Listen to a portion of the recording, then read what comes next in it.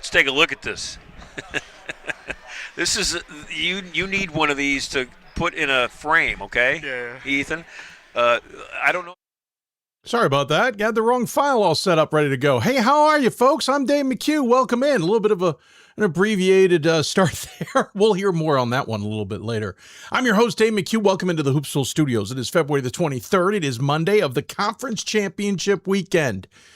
By the end, in less than a week, literally in 6 days, a week from today, we will not be talking about who's playing for conference titles, the regular season, and all that. A week from today, we'll be talking about who's into the NCAA tournaments, who got left out. It's a crazy period of time, and we are so glad that you have joined us. Thank you so much. If you got questions for us, email us, hoopsville@d3sports.com. Join us on Facebook at facebook.com/hoopsville, or also on x.com, right? At D3Hoopsville is what I'm trying to say. Hashtag Hoopsville. Let's see, what else have we got? We're on Threads and Blue Sky and Instagram, trying to promote where we can promote, and hopefully we'll try and keep track of you if you are around. But more importantly, we will be focused primarily on our email, our Twitter stream, and our live stream. You can also chat with us on the live stream. We take questions and comments there as much as we can. So join us there. We'll look forward to answering questions. We're already into chaos. First and foremost, I have all my information ready to go for the top 25 vote because, well, I didn't get it done last week. I mean, last night. What am I talking about? Last night, didn't get it done. And that means we have plenty to consider because the new top one. We mentioned Montclair, by the way, has already, sorry, I'm a little distracted trying to do some social media stuff here. My son is home. I should have asked him to do this stuff. Someday we'll get him trained. We're expecting a new number one, maybe not. Montclair State, as we talked about on Thursday's show, lost on Wednesday to end the regular season. What will that mean? I don't know. I've got tough questions to answer myself. Traditionally, I have handled that the we don't punish a team for losing its top game, it's a conference game when we expect it, right? So I don't know. We'll see what happens. Obviously, everybody's trying to battle for an AQ and get into the tournaments. One thing that's going to impact a lot of things, and we've already seen it, is that this winter storm that is absolutely pummeling the Northeast grazed us here in the Baltimore area, and I had my snow mug out with Snoopy and everything. A little disappointed. We got like 3-6 inches of wet stuff. It is pummeling the East Coast. I've seen video this morning from Rhode Island where they've got 1.5 feet and falling. So we know conference tournaments have been pushed in a number of places from New Jersey to New England. How that will all play out is to be determined. How that will affect things to be determined. I don't see this somehow putting a monkey wrench on championships. What I do see it doing is we've already seen pushbacks. We may have more championship games on a Sunday than we're normally used to. Not a fan of that. But we'll see. We'll see. It also may require some teams to just play on a tighter schedule than they're accustomed. If you're looking at the hair on the live stream, it is a raggedy mess. We get a haircut tomorrow. So by Thursday's show, you should see a much more trimmed down Dave McHugh. Couldn't get in any earlier. I got this one piece of hair right here, just doing its own damn thing. Might be noticing the shirt. That is Vassar basketball shirt, folks. They sent us some swag. We put out their video last week with a jersey as well. Thank you very much to Ryan Mee and the coaching staff at Vassar. Told you, if you send me gear, I will wear it. So Vassar basketball on the map, as it were. Wearing that with pride. I appreciate it. We've got more that have been coming in. We got more videos to send out this week as well. They've been very popular. We appreciate your support on those as well. I was hoping by today I would have redone the wall. It didn't happen, but I've actually got a few days here. I do have work, but I have a few days where I can tackle it. A lot of these, I hate to say it, are probably going to come down.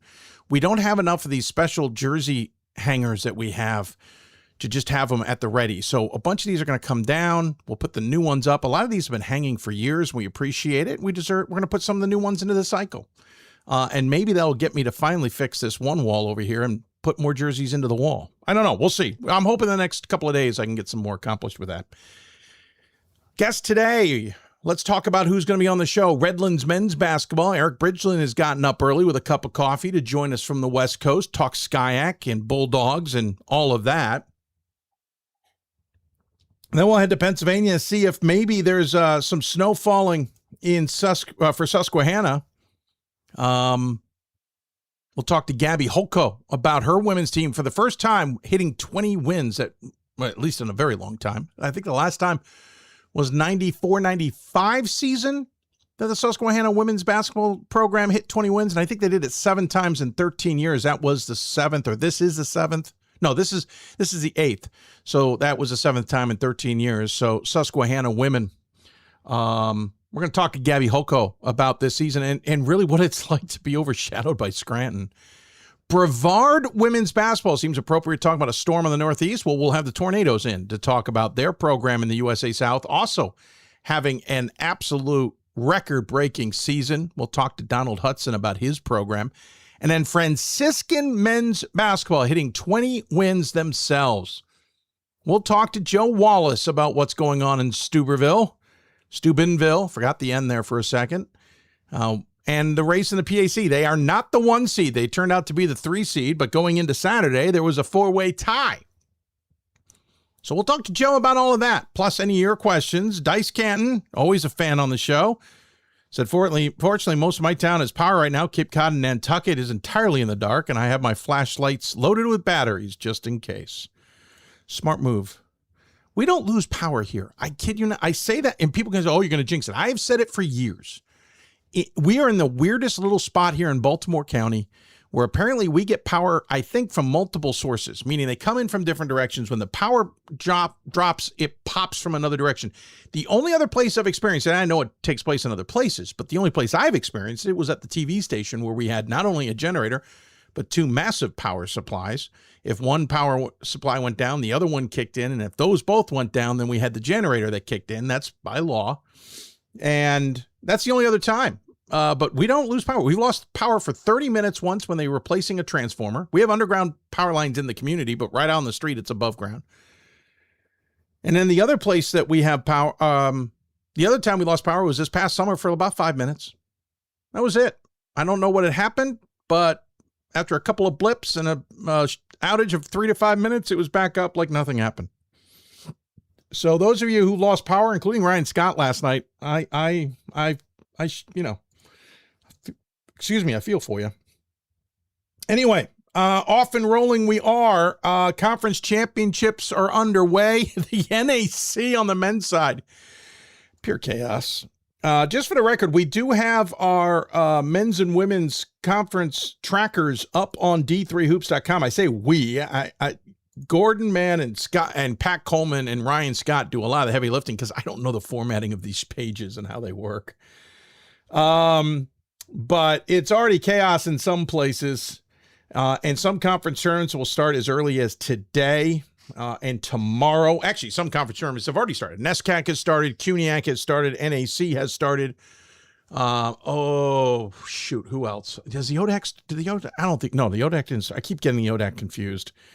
CUNYAC, the 2 top seeds lost. Baruch and NYU, or York, New York. CCNY and John Jay move on. They'll play Lehman, John Jay will, and Brooklyn, CCNY will. This is on the men's side. So that's already some upsets. Empire 8, just insanity. St. John Fisher defeated Sage 77-72. Brockport beat SUNY Poly 84-75. And Cayuga beat Nazareth 96-89 in overtime. All 3 of those on the road. The only home team to win of the 4 on Saturday was Geneseo, defeating Utica 68-62. So St. John Fisher at Brockport, Cayuga at SUNY Geneseo. If you had that on your bracket, bravo to you.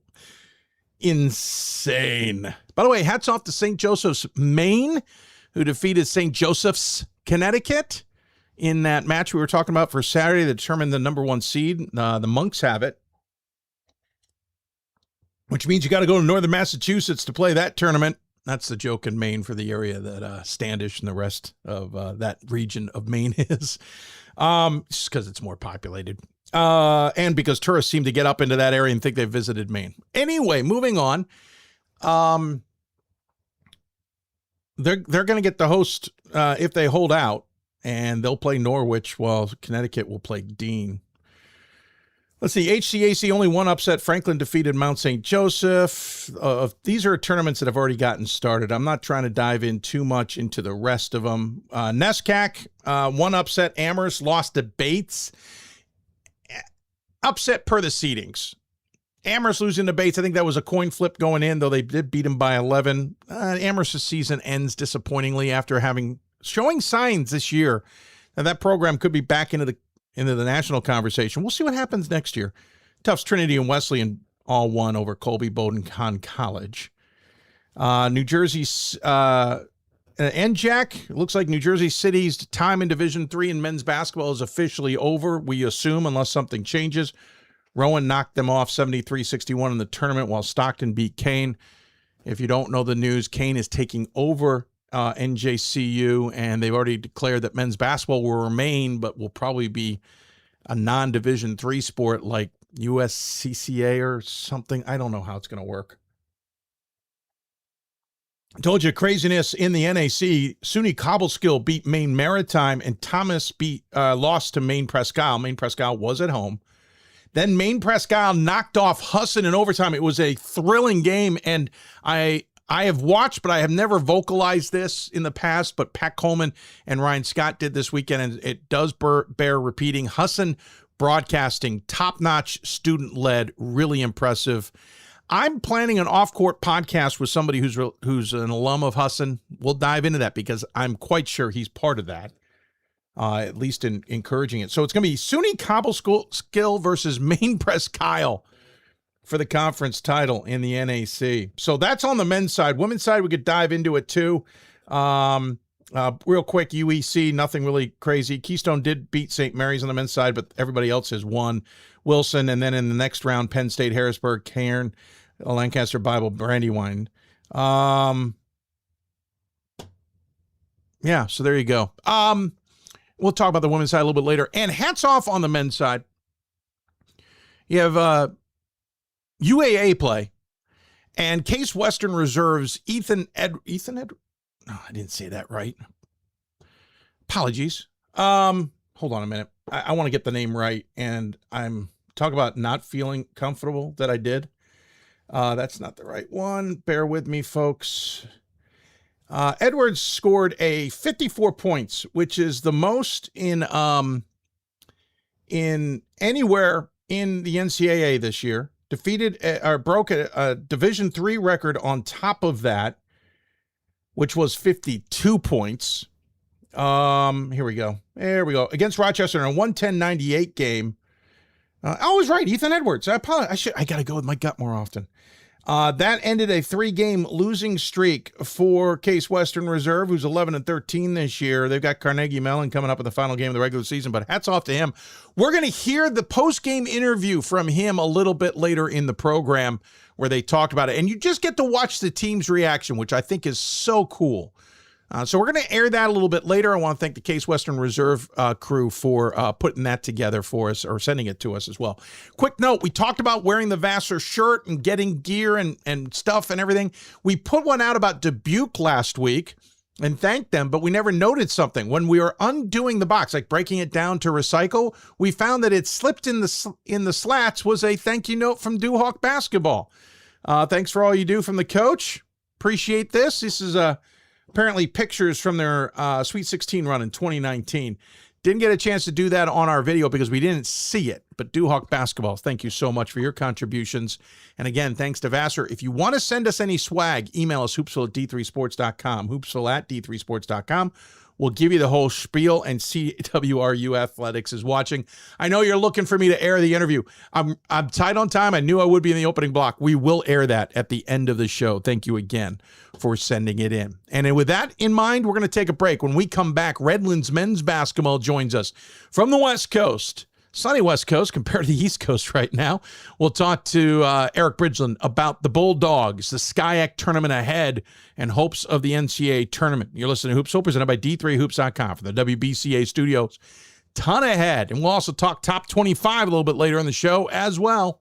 We've got more schools than Division I, more fans than Division II, and more upsets than March Madness. There's nearly 850 programs with over 11,000 games leading to 2 national championships. And we've been covering it all for over 2 decades. From Eastern to Occidental, from Puget Sound to Piedmont, from Southwestern to the University of New England, and from Hope to Calvin. Nobody covers Division III basketball like we do. We're D3Hoops.com at www.D3Hoops.com.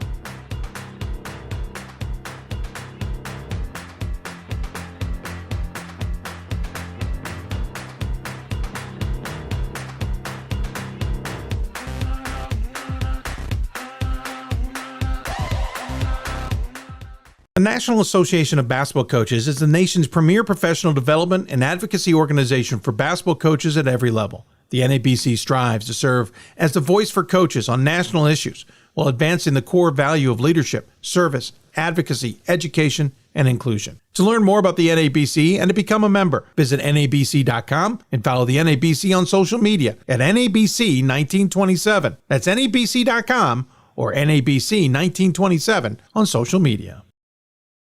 It's on us to stop sexual assault. In any way that we can. To get a friend home safe. To never blame the victim. It's on us. To stand up. To make our community safe for all. It's on us. It's on us to look out for each other at parties. It's on us. To be more than just a bystander. To step up and say something. It's on us. All of us. To stop sexual assault. Learn how and take the pledge at itsonus.org.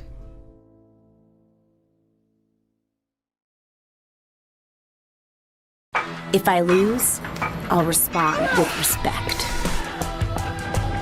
If I win, I'll back it up with humility. If I fail, I'll rise up with honor. It's tough for us to put it all on the line. Don't undo my hard work with poor sportsmanship. Respect. It's the name of the game. Coach of the Year, Administrator of the Year, All-America Team, Wade Trophy. The WBCA doesn't just honor coaches, but players, administrators, and much more. The WBCA strives to honor those who have contributed to the advancement of women's basketball. Celebrate the present, honor the past, look to the future.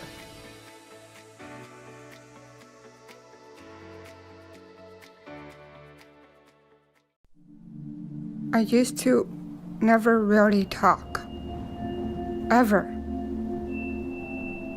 I was afraid if I said something wrong, everyone would laugh at me.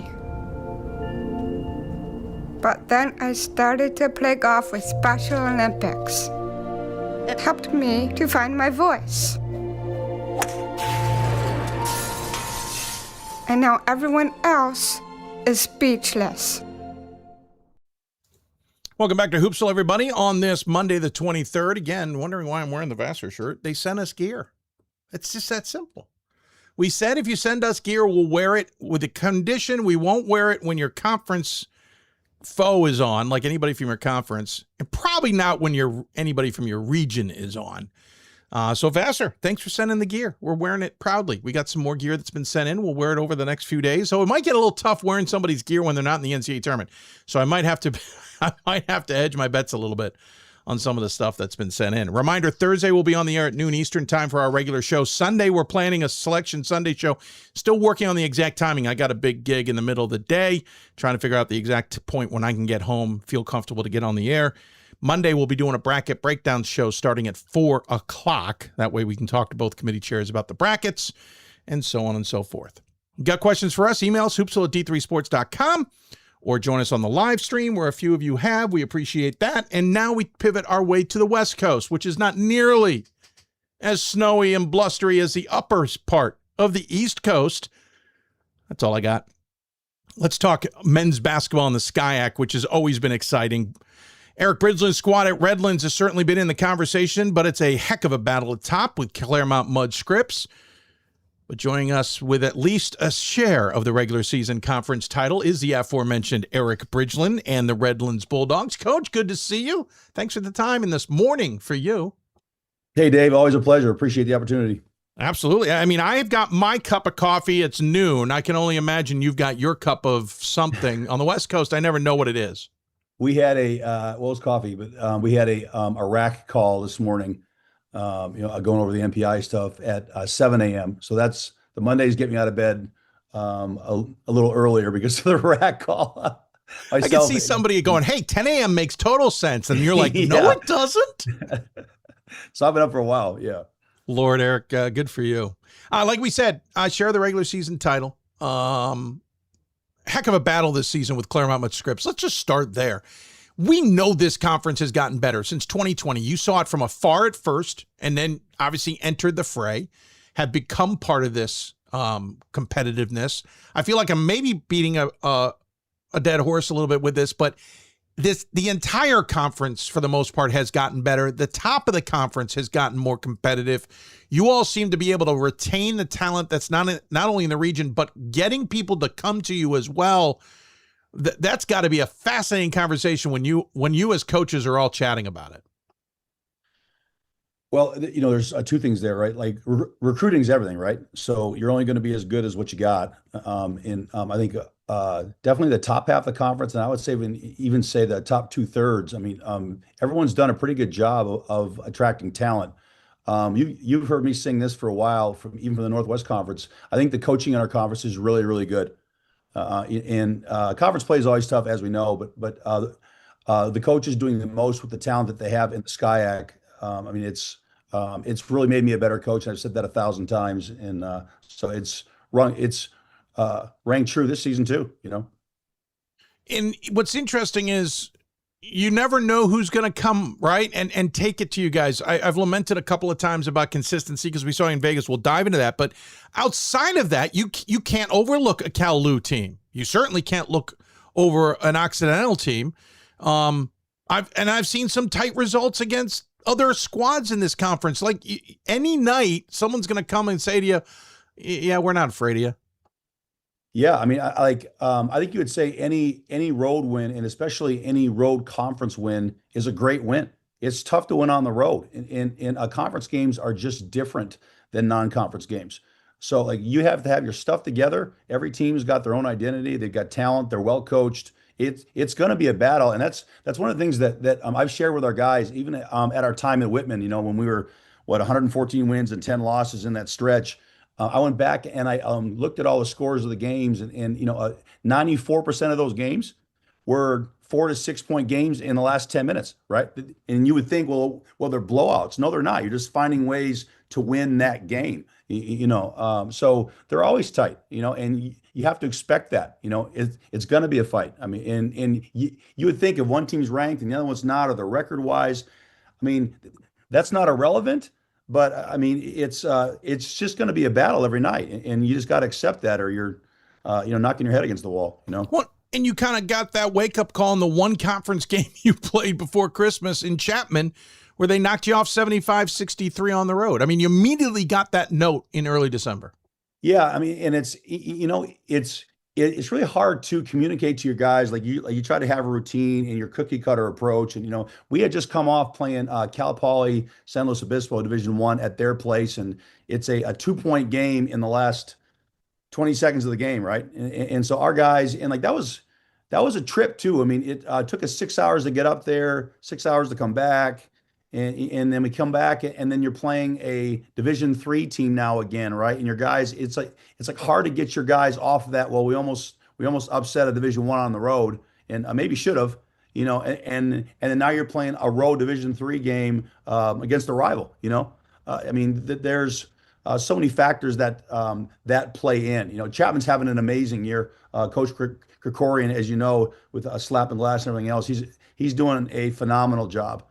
So, I mean, that wasn't news to us back then. We knew it was going to be a battle, and they certainly took it to us. So, yeah, you guys have been, by the way, I certainly appreciate the time it takes to travel in California. In my Up With People days, we were in Eureka for a city and show, or show city. So, there, had a day off, wonderfully, saw the Redlands, had a show.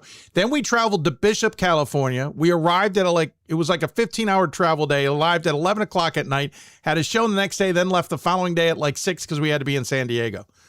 And that was another 15-hour day. I mean, it was insane how large this state is. So to your point, yeah. But you guys have added on to this travel insanity because then you headed out to Virginia to go to Hampton Sydney to play Roanoke and Hampton Sydney. And then a week later, 10 days, whatever you want to call it, we saw you guys in Las Vegas. Like you decided to take the Whitman experience and go, I can do this out here too. Well, one, just let me give a shout out to Hampton Sydney and what an amazing tournament that was. It was nothing but class and an A+. We had a great experience there and a couple of great games, right? Obviously, Roanoke and Hampton Sydney there, and that was a rematch of the Sweet 16 game last year. And so that was a great trip. And I think what people tend to forget too, we come back from that trip and then we have 5 or 6 days off for Christmas, but all our guys travel home then for Christmas too, and then they travel back.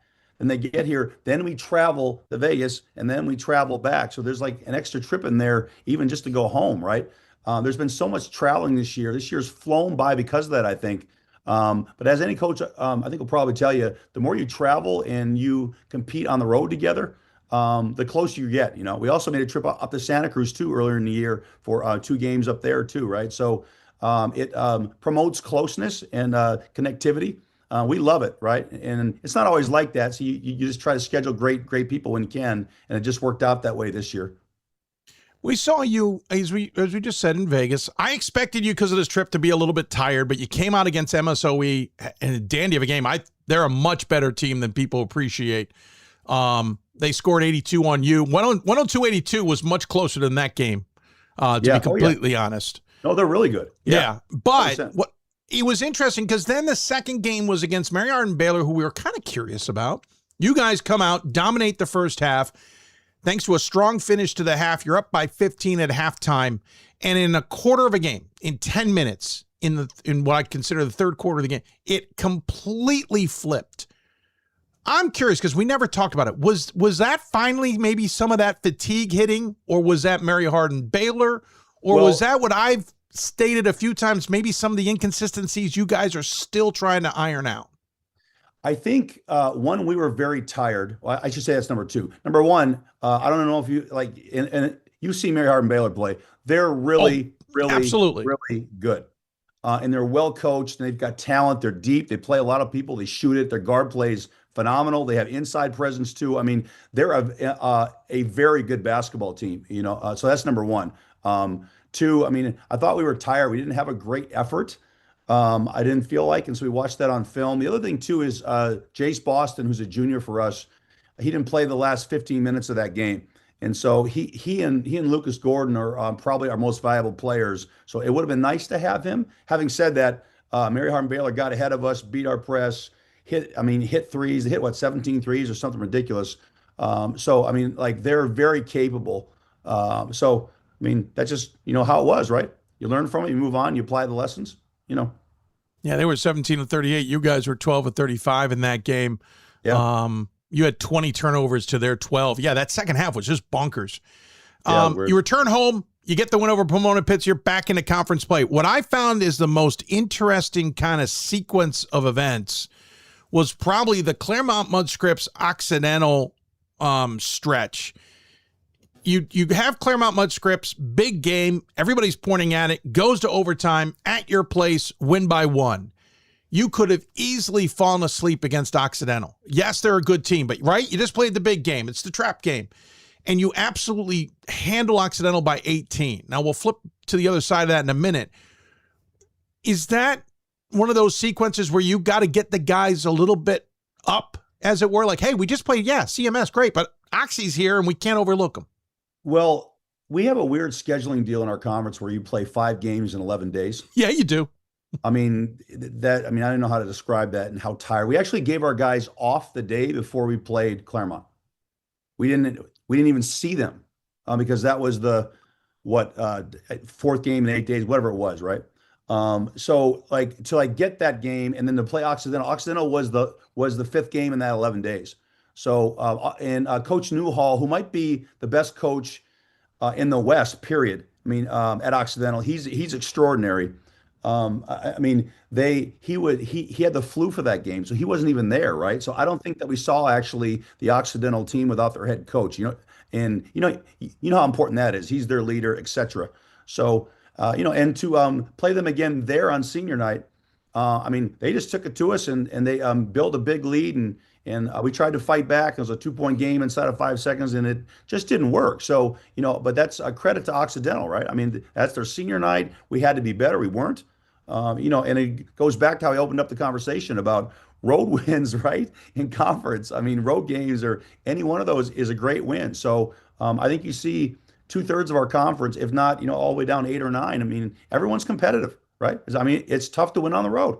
Well, that was the thing is you flip this around. You play Oxy on February 14th and you lose by 4 on the road. Then you got to go to CMS 4 days later and you put a butt whipping into them, 91-69.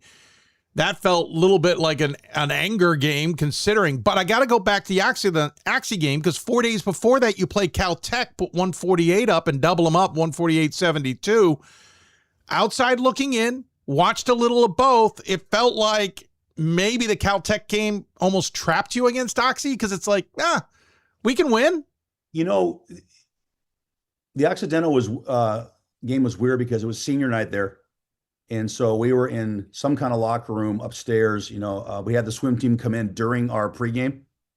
And so we had to move out of there.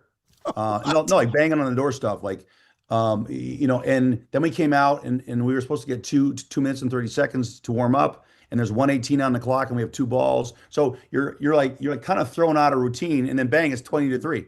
Occidental was ready to play and we weren't, so, I mean, I think when we watched the film with the guys, like I saw that, like, okay, we have to have a better effort. We have to be more focused. We have to be, like when you lose or have a bad effort, the guys get together. And if your culture is worth anything, you're going to apply those lessons. And like the next time out, you're going to see a better version of that group, right? And that just happened to fall on the CMS night. We also knew that if we beat CMS and that we would have a share of the conference, right? And then if we were to hold on against Whittier like we did in a great game, that we would be the number 1 seed due to that head-to-head stuff and beating them twice. So all that I think played in, right? I mean, that's how it would naturally be, I think, for any team. Okay, so now I understand a little bit. When I tuned in and saw the score, I'm thinking, Lord, they're having a hangover from the Caltech game. They put up 148. Was that really necessary? They blah, blah, blah. So not that they're excuses. I know you wouldn't put it that way, but at least we know there was extenuating circumstances in that Oxy game. Hey, let's talk about the team because we haven't had a chance to do that. We'll dive back into Occidental's good, Dave. Oh, no, absolutely. No, I know. No. I'm just going to throw it out there. No, I know they're good. I've seen them in person. And Brian Newell finally realized coming to Vegas is a really good thing to do, too, by the way. I'm not taking anything away from Oxy. I just didn't expect that. I didn't expect that kind of opening, right? Like I didn't expect to see you guys down 20-3. Yeah. Talk to me a little bit about this squad. We'll get back to the Sky and the NCAA tournament here in a bit. You've got essentially 6 guys in double figures. Lucas Gordon. I said these names all darn time in December, and I'm going to screw them up. I apologize now. Yeah, Chosen Amati. Hliwiak, right? Hliwiak. Yeah. Nope, say it. Hliwiak, thank you. I knew the Y did something different. Jake Hliwiak, Jace Boston, Amari Ferguson, Derek Shankster, and then Chosen Amati. I'm giving Chosen because it's 9.5 points. You have this high-octane offense that is clicking along. The guys obviously play well with it. I'm curious, though, how I saw in person in 2 different versions, but I've watched a little video, but how do you all figure out where to go? Like, you've got 6 options. You can't feed all 6 beasts all the time. Yeah, I mean, that's a great point. I mean, we have a very simple based offense that if we work together, that we can generate great shots, we feel. And so we run that primarily. I mean, it's very, very simple because we're bringing in people left and right. I mean, it can't be, I mean, it's almost positionless, to be honest. So there's that. And then we try to get 2 or 3 players into actions that maybe have it going a little bit. And if you like take away this, then maybe we get that. I mean, it's just kind of coaching that way, you know. And if they have a hot hand, if guys are playing well, you kind of know who to go to down the stretch, you know, and then you make the most of it. I mean, as simple as that sounds, or maybe, you know, that's just kind of how I think about it. Going back and forth, it's interesting because you guys have this offense that's top 5 in the country, which makes us think Jim Ducey's on your bench right now. Or Gary Smith. Or yeah. Gary Smith's on your bench. You're right. I mean, there's somebody sitting there who's clicking on all cylinders, pushing the tempo. But then you have this defense that's only allowing 78 points a game. Now, shooting percentages are a little high, but, you know, you got to give up one for the other. I'm kind of curious with the yin and the yang there, because usually it's a really good defense that has a good offense because it doesn't need to score a lot, or you have a really good offense that has an adequate defense because you're outscoring them. You just got to get a couple of stops. You seem to have kind of a balance of the two. I think it depends on the matchup, quite frankly. You know, like sometimes we will hold teams to, you know, 40% from the field or less, and we're more half court based. Other times it's like, you know, they're really good offensively and we just have to outscore them. And maybe we generate a possession differential through turning them over, or the offensive rebound tally, or there's many ways to win a game. And like I feel like we've got 3 or 4 different ways that we can do that. We can stop them if we need to with certain teams. We can outscore them. We can turn them over. We can go to the glass. We're deeper. So like in the last 10 minutes, you know, like how many teams are actually playing 9 or 10 guys, double-digit minutes? There's not a lot of them.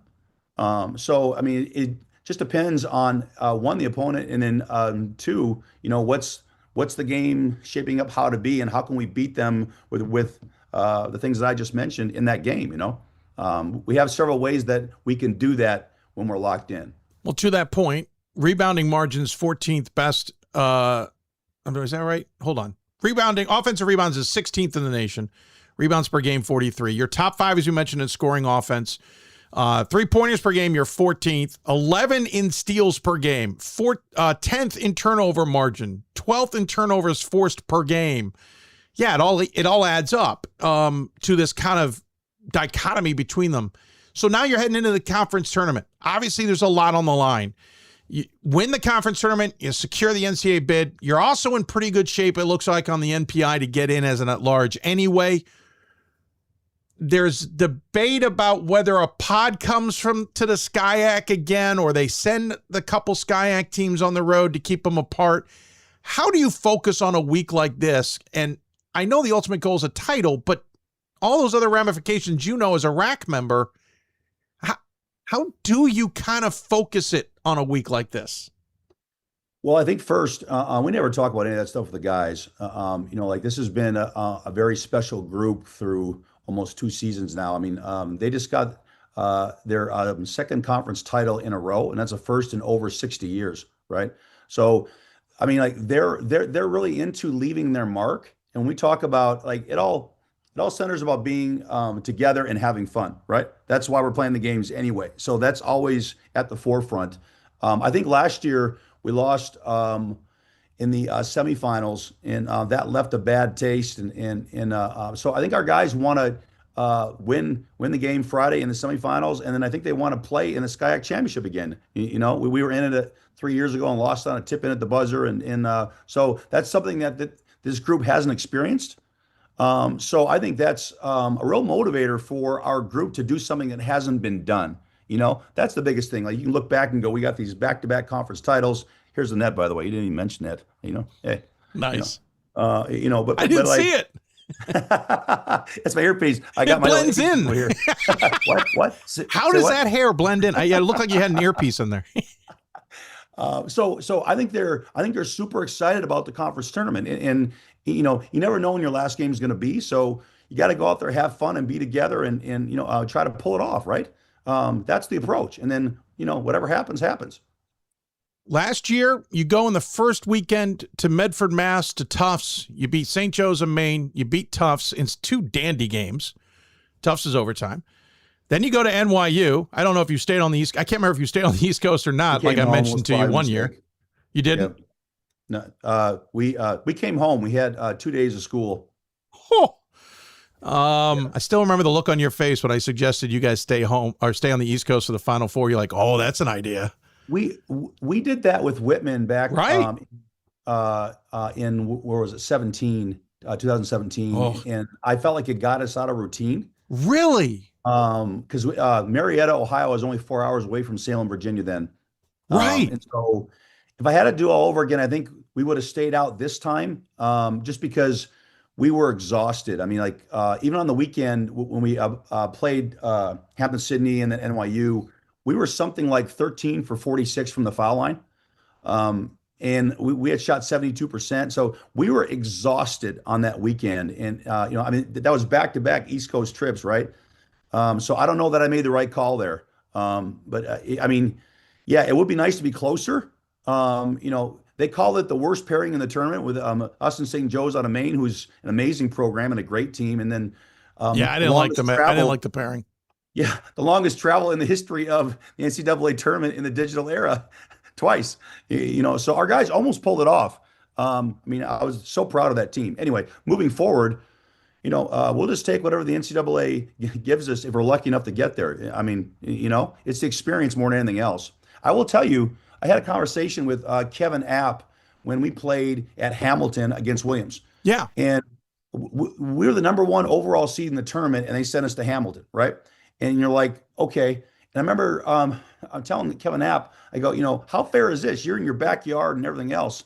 And we have to travel, whatever it is, 20,000 miles to get out here. And he's like, yeah, but it's not the real experience of the NCAA tournament. Like, that's in the travel. And he just stopped me right in my tracks. And even though like you want to win and like playing at home or close to home helps that, of course, right?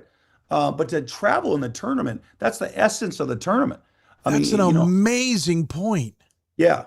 So we don't mind traveling. It'll be great to host, or if we do make it, whatever happens. But the travel's the fun part. I mean, that's the real fun part, even if you're not playing at home, and you would do better, obviously, playing at home, right? Playing your way to the Final Four, whatever it may be, if you get that lucky. But so I thought that was very eye-opening for me, and it was a great point by Coach App. It's a great point. I'm going to keep that one in my head too, because we lament sometimes about where teams get sent, but the whole point is enjoy the experience and the idea that you even 100%. Get to travel. That's a great idea. And then anybody else who complains about it, I'm going to keep that in mind as well. Good job, Kevin App. A quick note, just for anybody watching, I know Eric does not want to hear this. The total was 19 of 48 that weekend from the free throw line at 48%. Not to rub it in. But again, you came that close. The whole thing, I'll leave you on this. You came that close to being in Fort Wayne. This year, it's a little bit earlier. Maybe a chance to host. Might mean you have to play Claremont a fourth time, fifth time, whatever. I know you don't care, but is that in your minds? You were that close? No, I don't even think twice about it. I mean, we were on fumes. It was a 3-point game with 3 to go, whatever, a 3 or 4 point game with 3 to go. He made an amazing comeback, and it just wasn't meant to be. I mean, they were really, really good. The travel involved. I don't even think twice about that stuff. It was the greatest season in the history of our conference, right? No one's ever done that. And so our guys, all you care about as a coach, quite frankly, is how your guys feel, and that they feel like the efforts that they gave was just so rewarding, and give them experiences that they'll never forget, and the relationships that go along with that. That's the game. That's what we're doing, right? So it was an amazing, they've never been to Boston, never been to New York. We're like seeing the country and the East Coast, and so that's the game to us, and certainly to me, and that's how we view it. So it was a great experience. Well, I got to let you go because I'm well past the time, but thanks for the thoughts and just the ideas. Just great conversation with you as always. I appreciate it. Enjoy the rest of the trip. I know you got obviously SCIAC play ahead of you and hopefully NCAA tournament play. But as always, we give the guests the final word. So any final thoughts you want to share with those tuned in?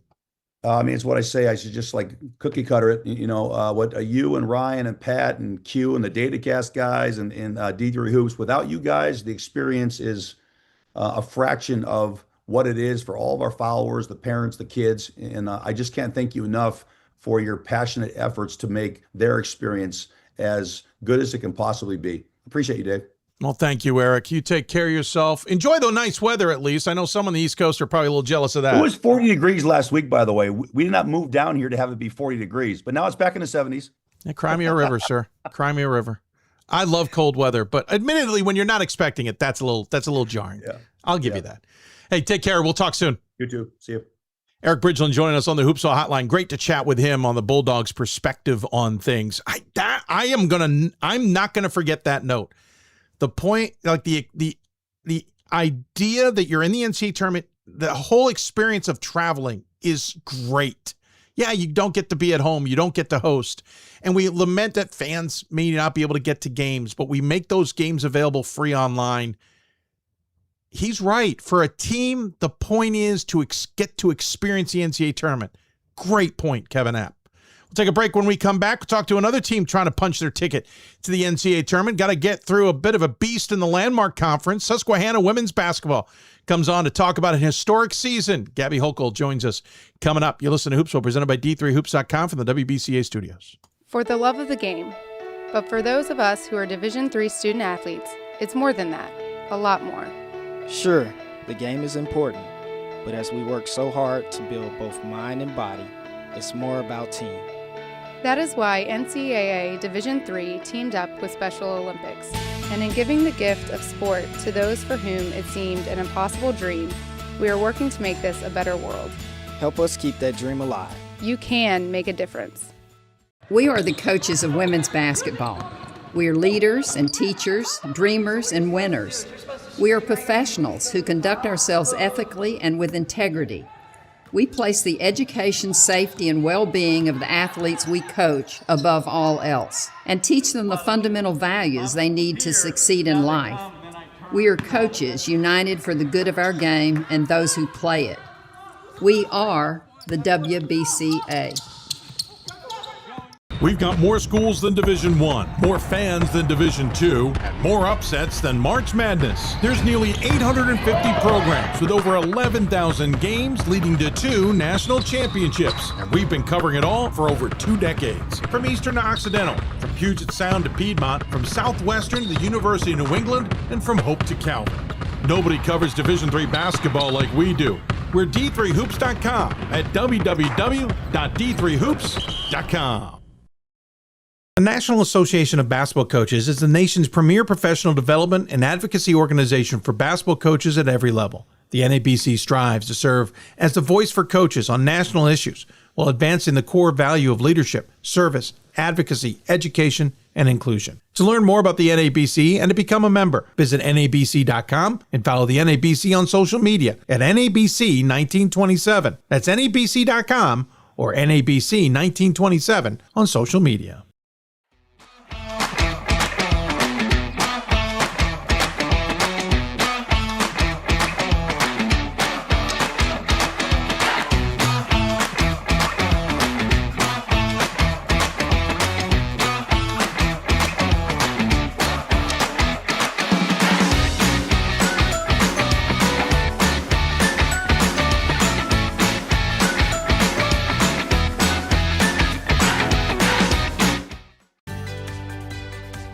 Responsibility is being accountable for your words and actions, first and foremost. It also is an obligation to be a positive influence in the communities around you. Being in a D3 program, you're going to have lots of different opportunities. You're not just an athlete, you're also involved in student life. Your academics are extremely important. We give a lot of our student athletes responsibilities right from the start by giving them leadership opportunities, by having them engage in the community, be a positive influence. That's being a responsible person. There are over 480,000 college athletes. Only 2% will go pro. That means over 470,000 will not get a shoe contract. No autographs. No private jets. No fan clubs. No Hall of Fame inductions. Instead, they will walk away with something much more valuable.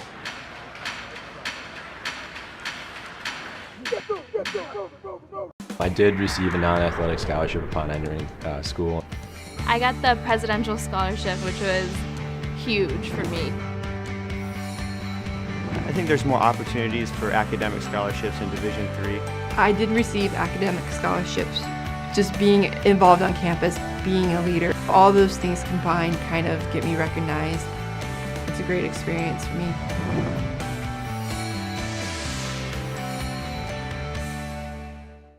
For the love of the game. But for those of us who are Division III student athletes, it's more than that, a lot more. Sure, the game is important, but as we work so hard to build both mind and body, it's more about team. That is why NCAA Division III teamed up with Special Olympics. And in giving the gift of sport to those for whom it seemed an impossible dream, we are working to make this a better world. Help us keep that dream alive. You can make a difference.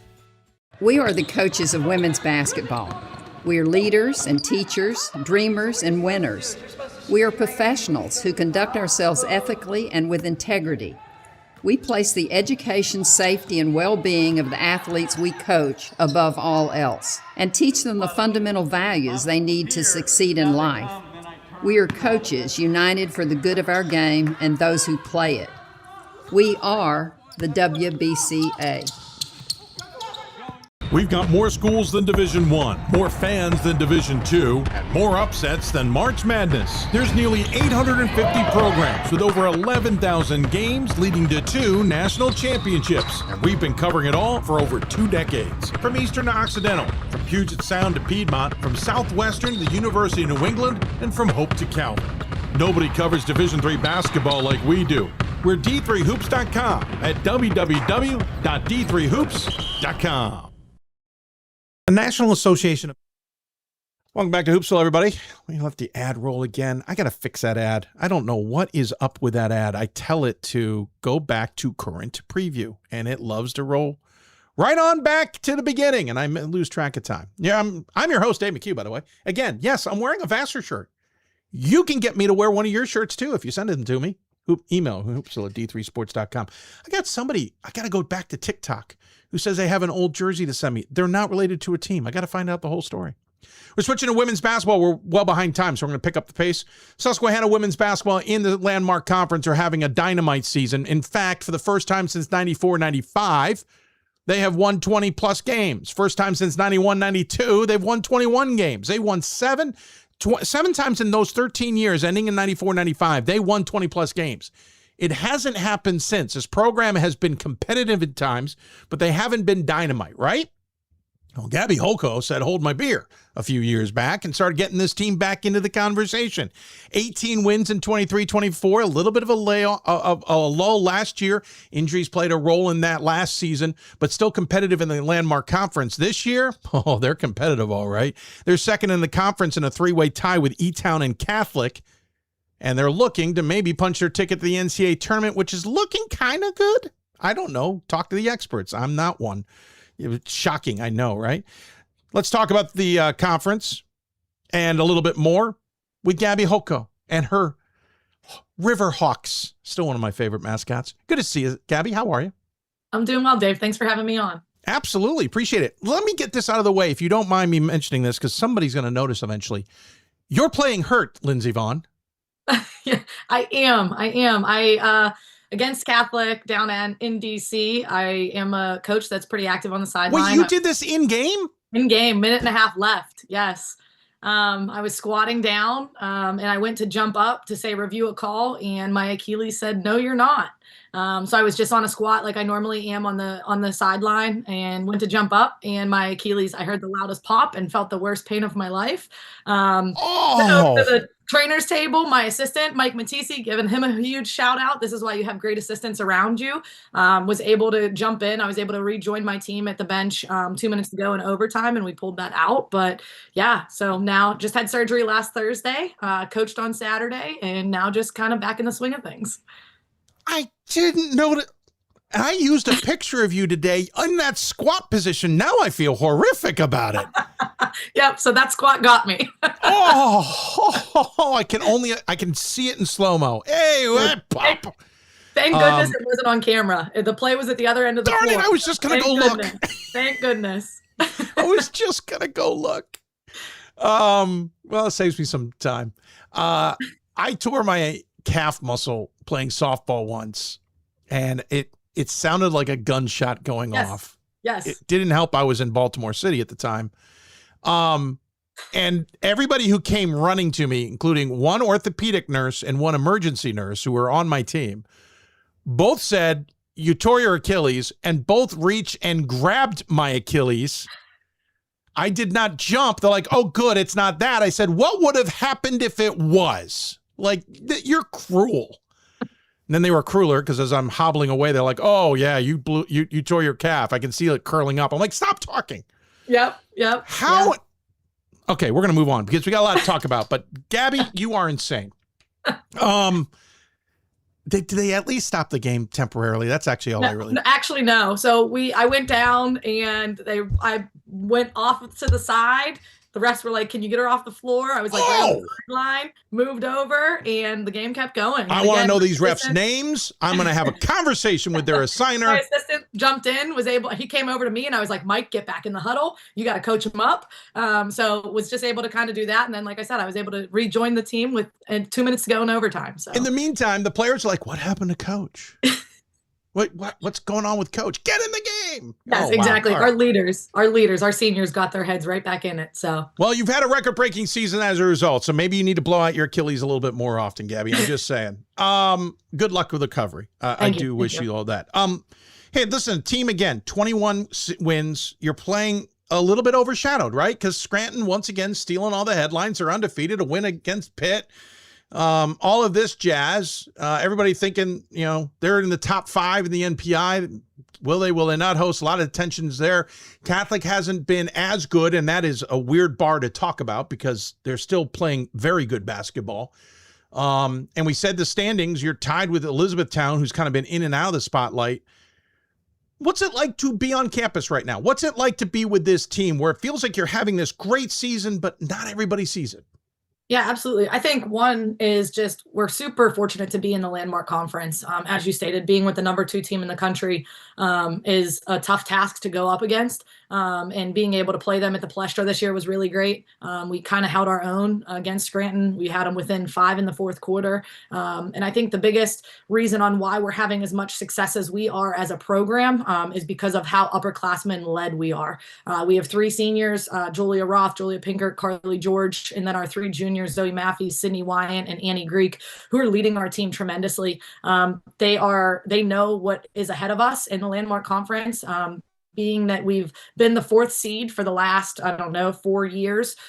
We said that our goal wasn't to just get into the top 4, it was to be one of the top 2 teams. And doing that this year was a huge accomplishment. And being on campus, seeing our stands. I mean, we have a great campus community here at Susquehanna. And I know you know Frank Marcinic really well. And he's been here 30 plus years. And we always said the men get a great turnout, and we just wanted that to be for us. And I would say within the last 3 years, our games are just as equal to the men's in terms of turnout, which is for our girls, the best thing for them to be able to know that they have that support of the community, our camp members that come to our camps in the summer. But I think being able to knock off your Catholic, knock off your E-Town was a huge momentum build for us. And it was a confidence builder. I mean, the 2 that we lost to Catholic by 4 at home. We were leading for 37 minutes of that game. And then just got our starting senior point guard fouled out. And that's a huge miss to have off the floor in the last 3 minutes of the game. And then we asked a freshman to step in, and she handled her own. We just couldn't get over that hump. And then at E-Town, again, we were leading for 38 minutes and lost it in the last 2. But I think, Dave, we wouldn't be where we are now if those 2 losses didn't happen to us early. Obviously, in terms of NPI, in terms of record, those are things that you don't want to happen. But I think it really gave our kids that chip on their shoulder of like, we can hang with every single team in our conference. We beat some really great teams in our non-conference schedule. And just being able to focus on us. I told you our motto this year was journey, and it's the OUR is underlined because we get to write our story, right? Like, this is the journey we're on. And truly, if we worry about us, everything else can fall into place. You've got an interesting defensive unit. We'll talk about the offensive side in a bit, but you're holding opponents to 34% from the floor and 56 points per game. 56 is not abnormal in Division III, but it's certainly a low number, especially when you're playing against some really good opponents in the meantime. Scranton, though, obviously didn't work out last time you faced them on the 14th, 94-53. First time, though, you held them to 79 in a 79-57 loss. What is it? The defense feeds the offense, or is it we're playing good on offense, but we got to get stops too? No, I'm a very defensively minded coach. I heard this from a coach a year or so ago, like, you are what you sub for. And I am a very much so, I sub on the defensive end. If you can drop 30, but you're giving up 35, 40, that's going to be really hard for you to play for me. And I think being able to obviously have a little bit of a balance on that. And our kids this season have really bought into our defensive mindset. We are man-to-man, person-to-person, 40 minutes. We'll try to pick you up full court. Depending, obviously, against Scranton, we were just fall back into just our half-court man-to-man defense. We'll throw just I call it a dummy press out there just to slow some things down a little bit. But really, we're asking kids to individually guard. We're asking kids to be in gaps. And I think a big thing for us is we really focus in on the rebounding. And we have Carly George, Julia Roth, and two guards for us, Julia Pinkert and Sydney Wyant, in our starting unit. I mean, they just really put an emphasis on the glass, whether that's on the offensive glass. Sydney Wyant had that game in the overtime offensive rebound put back to put us up over at Catholic. And then on the defensive rebounding, we just say one and done. You got to be able to have the more heart, the more energy, the more effort to be able to just say, hey, can we get stops? We talk all the time like about kills, right? Getting 3 stops in a row. And our goal each game is to get 8 kills. I have an assistant on the bench tracking that for us. So at every time out, every halftime, where's our kills at, and just being able to say if we can get more stops. But then we also have shooting shirts that say just make shots, because at the end of the day, basketball is super simple. If you can get more stops than the other team and you can make more shots than them, you're going to be the victorious one. So we just try to keep it light, keep it simple, but defensively we want extreme ball pressure. We want to be able to stop your actions and try to contest long twos, contest threes, no easy buckets inside, and no wide open threes. Risky shirt at a college is all I'm saying. Risky. It's risky. You just realized that, didn't you? I did. Yeah. Whew. Moving on. Listen, 20th in defensive rebounding in the nation, 11th in rebounding margin, 9th in field goal percentage on the offense. So a lot of what you just talked about being shown there statistically. You talked about some of those players. Julia Roth leads the squad, 13.5 points a game. She's also nearly a double-double at 9.2. You got Carly George. She's got 11 points per game, 8 rebounds per game. Shoots 52% from the floor. Julie Pinkert, the guard, who also rebounds, to your point. She has 400 career of those, but hands out 4 assists. Obviously, it's more than that trio. How do all the parts come together? Yeah. We said early on in September when this journey started was we're going to be deep. So being able to have our starting 5 with those 3 seniors, 2 juniors, Zoe Maffey coming off the bench for us, who is a junior out of Jackson Memorial down the Shore Conference in New Jersey, is a beast on the boards defensively for a post player. And she is just your most physical post player that I've coached, and a kid that will literally run through a brick wall for you. She's one to lay her body on the line and get charges. And she has adapted that 6-man mentality and just loves it. And then again, we have freshmen that we've been running into our rotation with Lainey Chilcote, Renee Wells, Avery Nelson has been in there as well. And then our only and lone sophomore, Greta Servito, has been in some tight games. We didn't have Zoe because she was sick against Moravian. Julia Roth was missing a game. Greta's always in that kind of 4th spot post rotation. So I think the biggest thing with this group is they buy into what we have built, and they have bought into and love the success of the team. And it's not that an individual. I know as coaches, we all want to say that it's the we over me, but like this group that we have this year truly has embodied that. And they just love to celebrate each other. If you could watch our bench, I would highly suggest going back and just watching our bench. They're doing I'm watching to see you get injured. That's all I'm watching for, Gabby. They're doing surfboards. They're doing bicycles. They truly love each other and want to celebrate the success of one another. And as you said, it's not just one or two kids. Julia Roth this is a comeback year for her. She tore her ACL for the second time last season in game 1. So being able to see the success that she is having in this senior year is something special. The resilience that kid has in 2.5 years of playing, because she came in late to her first year because she tore her first ACL in her last game of her high school career. She's sitting at 925 points in 2.5 years. She's over, I think it's 555 rebounds. That kid is one that just puts her heart on the line and plays. She loves basketball, comes from a very competitive and sports-minded family. So really excited for her. But again, it's some days she's not on and we have somebody else that's going to just step up. And I think that's the hardest part about scouting us is you can't just say, oh, we're focusing in on Julia Roth and Julia Pinkert, because then you have a Sydney Wyant and Annie Greek, Zoe Maffey, Carly George, your 2 first years coming off the bench that are able to produce as well. So I think our depth has really helped us at the year that we've had. You're officially the 2 seed. We'll talk about how in a minute. So you get to sit home and watch Moravian v. Drew I think, right? Moravian at Catholic, sorry, Drew at E-Town, for a chance to come and play you and Scranton at your places. You look like you're in the tournament. It looks like, according to Scott's information, you're 36 right now in the NPI. I meant to look at his projections. I apologize. Forgot to do that. It's okay. How do you approach this? Oh, there it is. At large 17. How do you approach this week? Obviously, a conference championship's important, right? But do you really put all the pressure on that? No. So I think a big thing with our group, and Dave, we here at Susquehanna, Mike and I, my assistant coach and I go way back. He played at Westminster, as did I. So he was on the men's team. He's a year younger than I am. You've all finally seen the light of Division III. We get it. Yep. So we get it. But like a big thing for us this year is we wanted to make things fun, right? I overheard you talking with the Redlands head coach about just at the end of the day, like this is a sport that we want to have fun while we're playing it. Obviously, having the year that we are having, we'd love to punch our ticket to the NCAA playoffs. It'd be the first time since 1999 for Susquehanna to be able to be an at-large. So that would be something really special. But I think by putting all that pressure on that, the conference tournament and or the at-large, we just said to our girls, we just have to keep winning, right? Like we put in our locker room, I don't know if you're a fan of Pixar movies, or I think it's a Pixar, but Finding Nemo, Dory just keeps swimming. We made our own meme that just said, just keep winning. And forget what happened.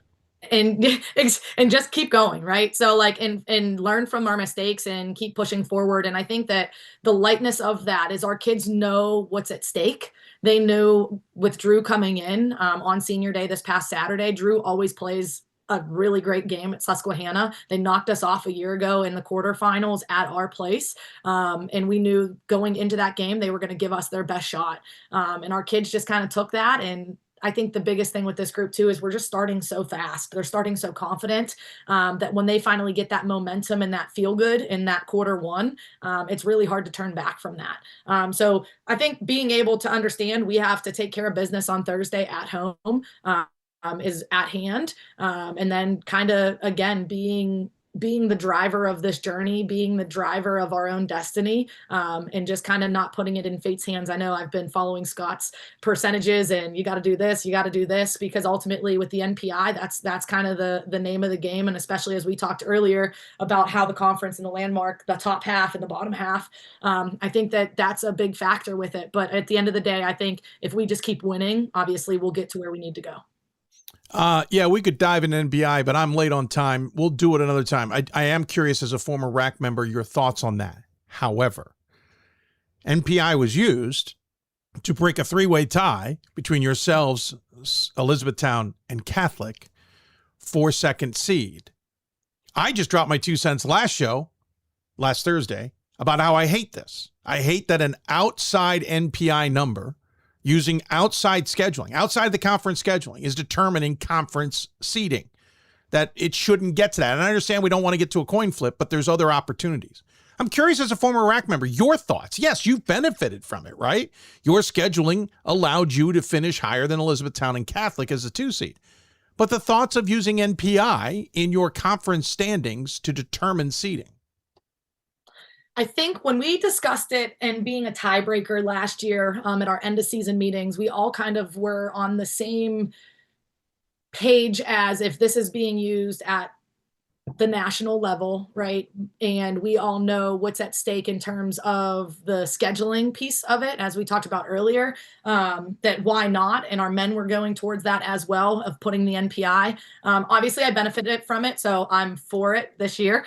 Maybe next year I'm not going to be. But I think at the end of the day, I would rather it benefit us from our scheduling non-conference, our winning games non-conference, to help us if it is a 3-way tie, rather than leaving it up to a coin flip.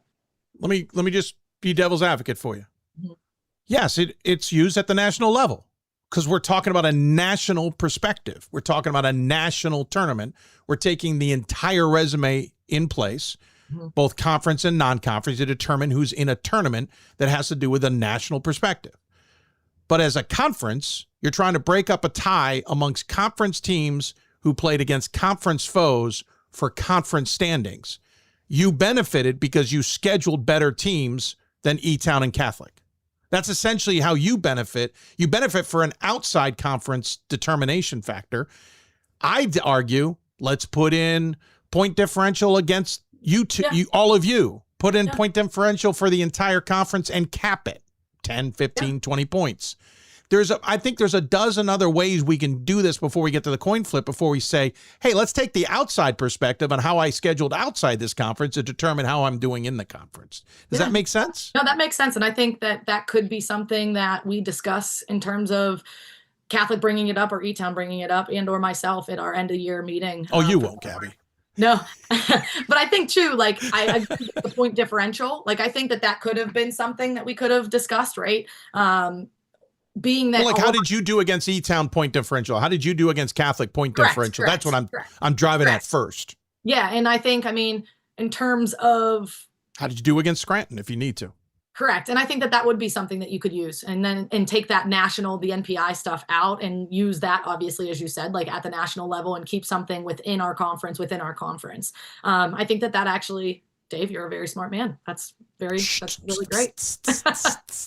I'm trying to lay low here. Do not feed the ego.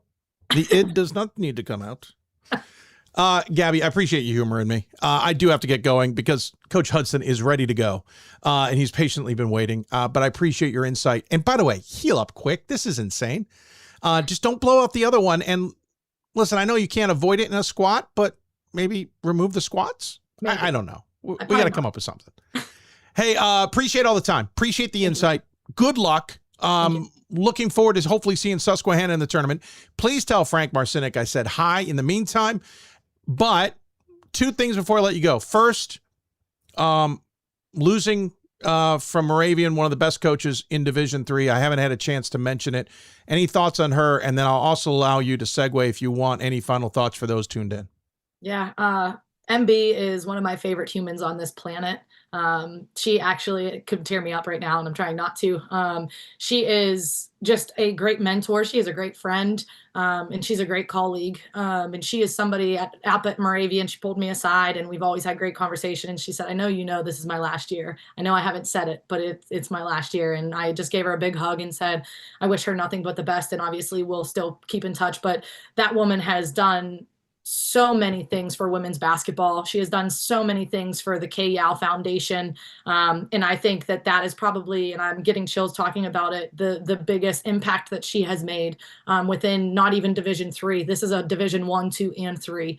The amount of money that she raises for the K-Yao Foundation, and she is glad to do it. And I hope whomever takes over at Moravian continues that legacy on for her, because it is a legacy that has been etched in the record books. And I know she doesn't do it for that. She does it for the impact. And I think that's the type of human she is everything she does is for the impact. And she loves Moravian. She loves the Landmark Conference. And MB, we love you. We're going to miss you.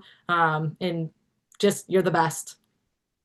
Well said. $250,000+ raised for the Kay Yao Foundation as, in Division III. I mean, and the fact that she got afflicted with cancer too is just insult to the entire thing. Gabby, appreciate the time. Thank you so much. Good luck, and we'll talk to you soon. Thank you. Bye-bye. Gabby Holko joining us here on the Hoopsville Hotline. We are running behind. I apologize for that, so we'll get going right away, but hats off to Mary Beth Spurk. We will get her on an off-court podcast, I hope, in the near future. We'll take a break. When we come back, we're going to talk a different storm on the East Coast. We're going to talk about tornadoes. It's on the court. It's not the real thing. Brevard women's basketball joining us coming up next. It's on us to stop sexual assault. In any way that we can. To get a friend home safe. To never blame the victim. It's on us. To stand up. To make our community safe for all. It's on us. It's on us to look out for each other at parties. It's on us. To be more than just a bystander. To step up and say something. It's on us. All of us. To stop sexual assault. Learn how and take the pledge at itsonus.org.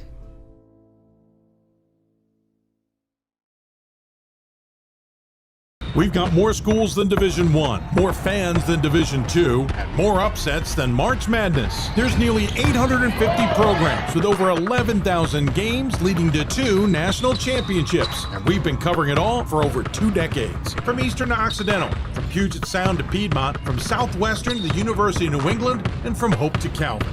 Nobody covers Division III basketball like we do.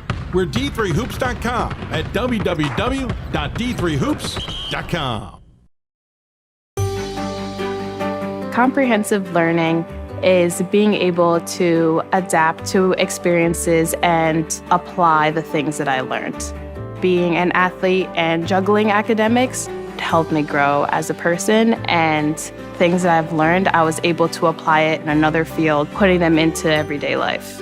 Developing comprehensive learning helped me prioritize certain things to make sure I get to where I want to be. For the love of the game. But for those of us who are Division III student athletes, it's more than that, a lot more.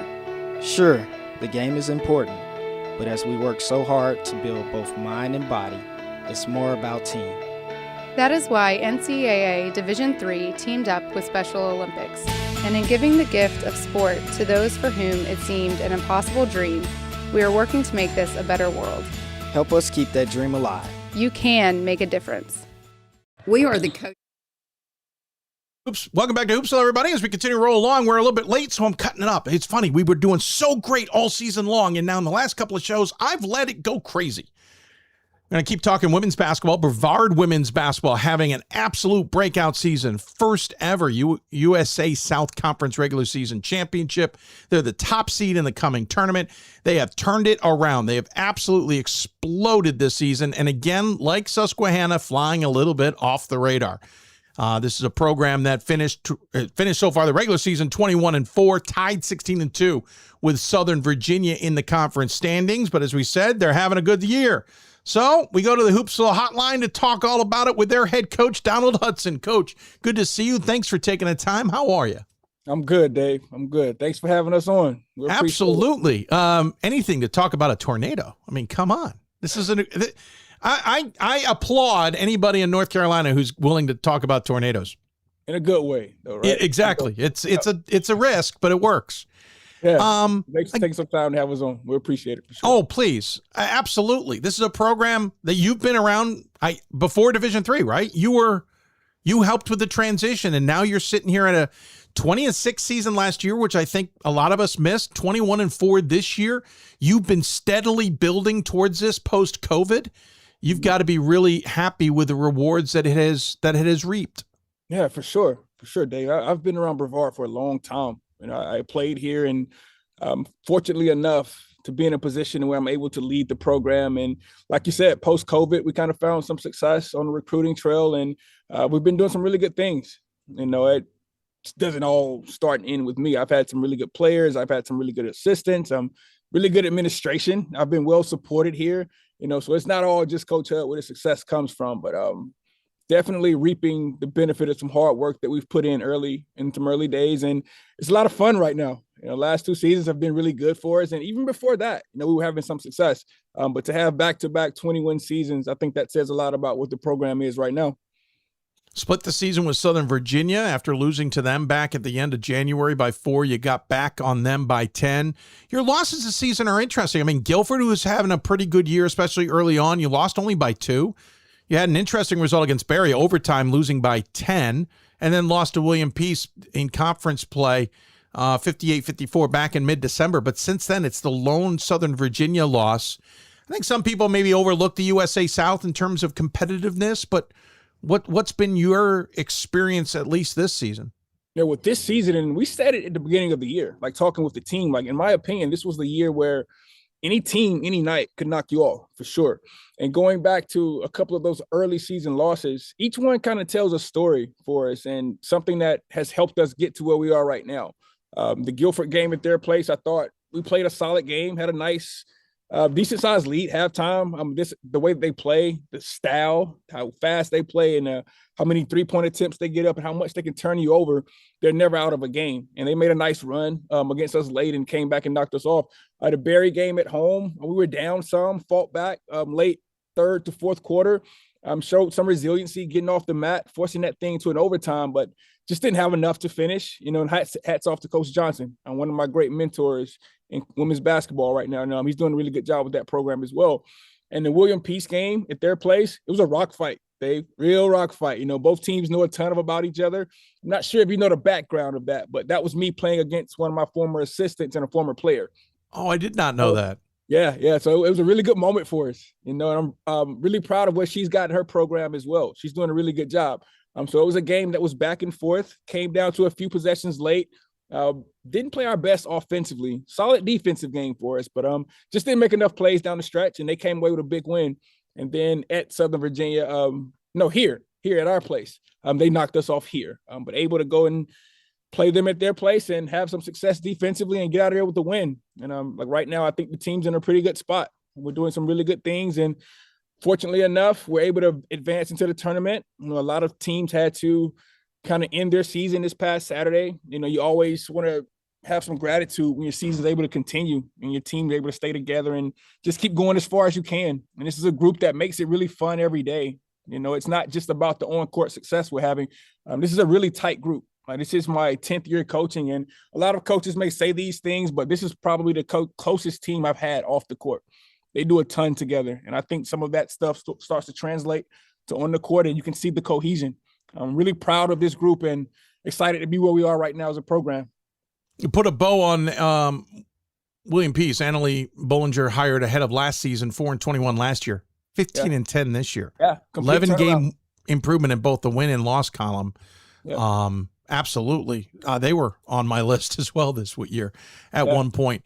You get this number 1 seed, which means everything continues. Everyone's got to come through Brevard, North Carolina, if you can get it that way. It may be Southern Virginia. Maybe there's an upset. Who knows? You got to start with Meredith, though, at home. Last time you faced him, it was a 31-point win.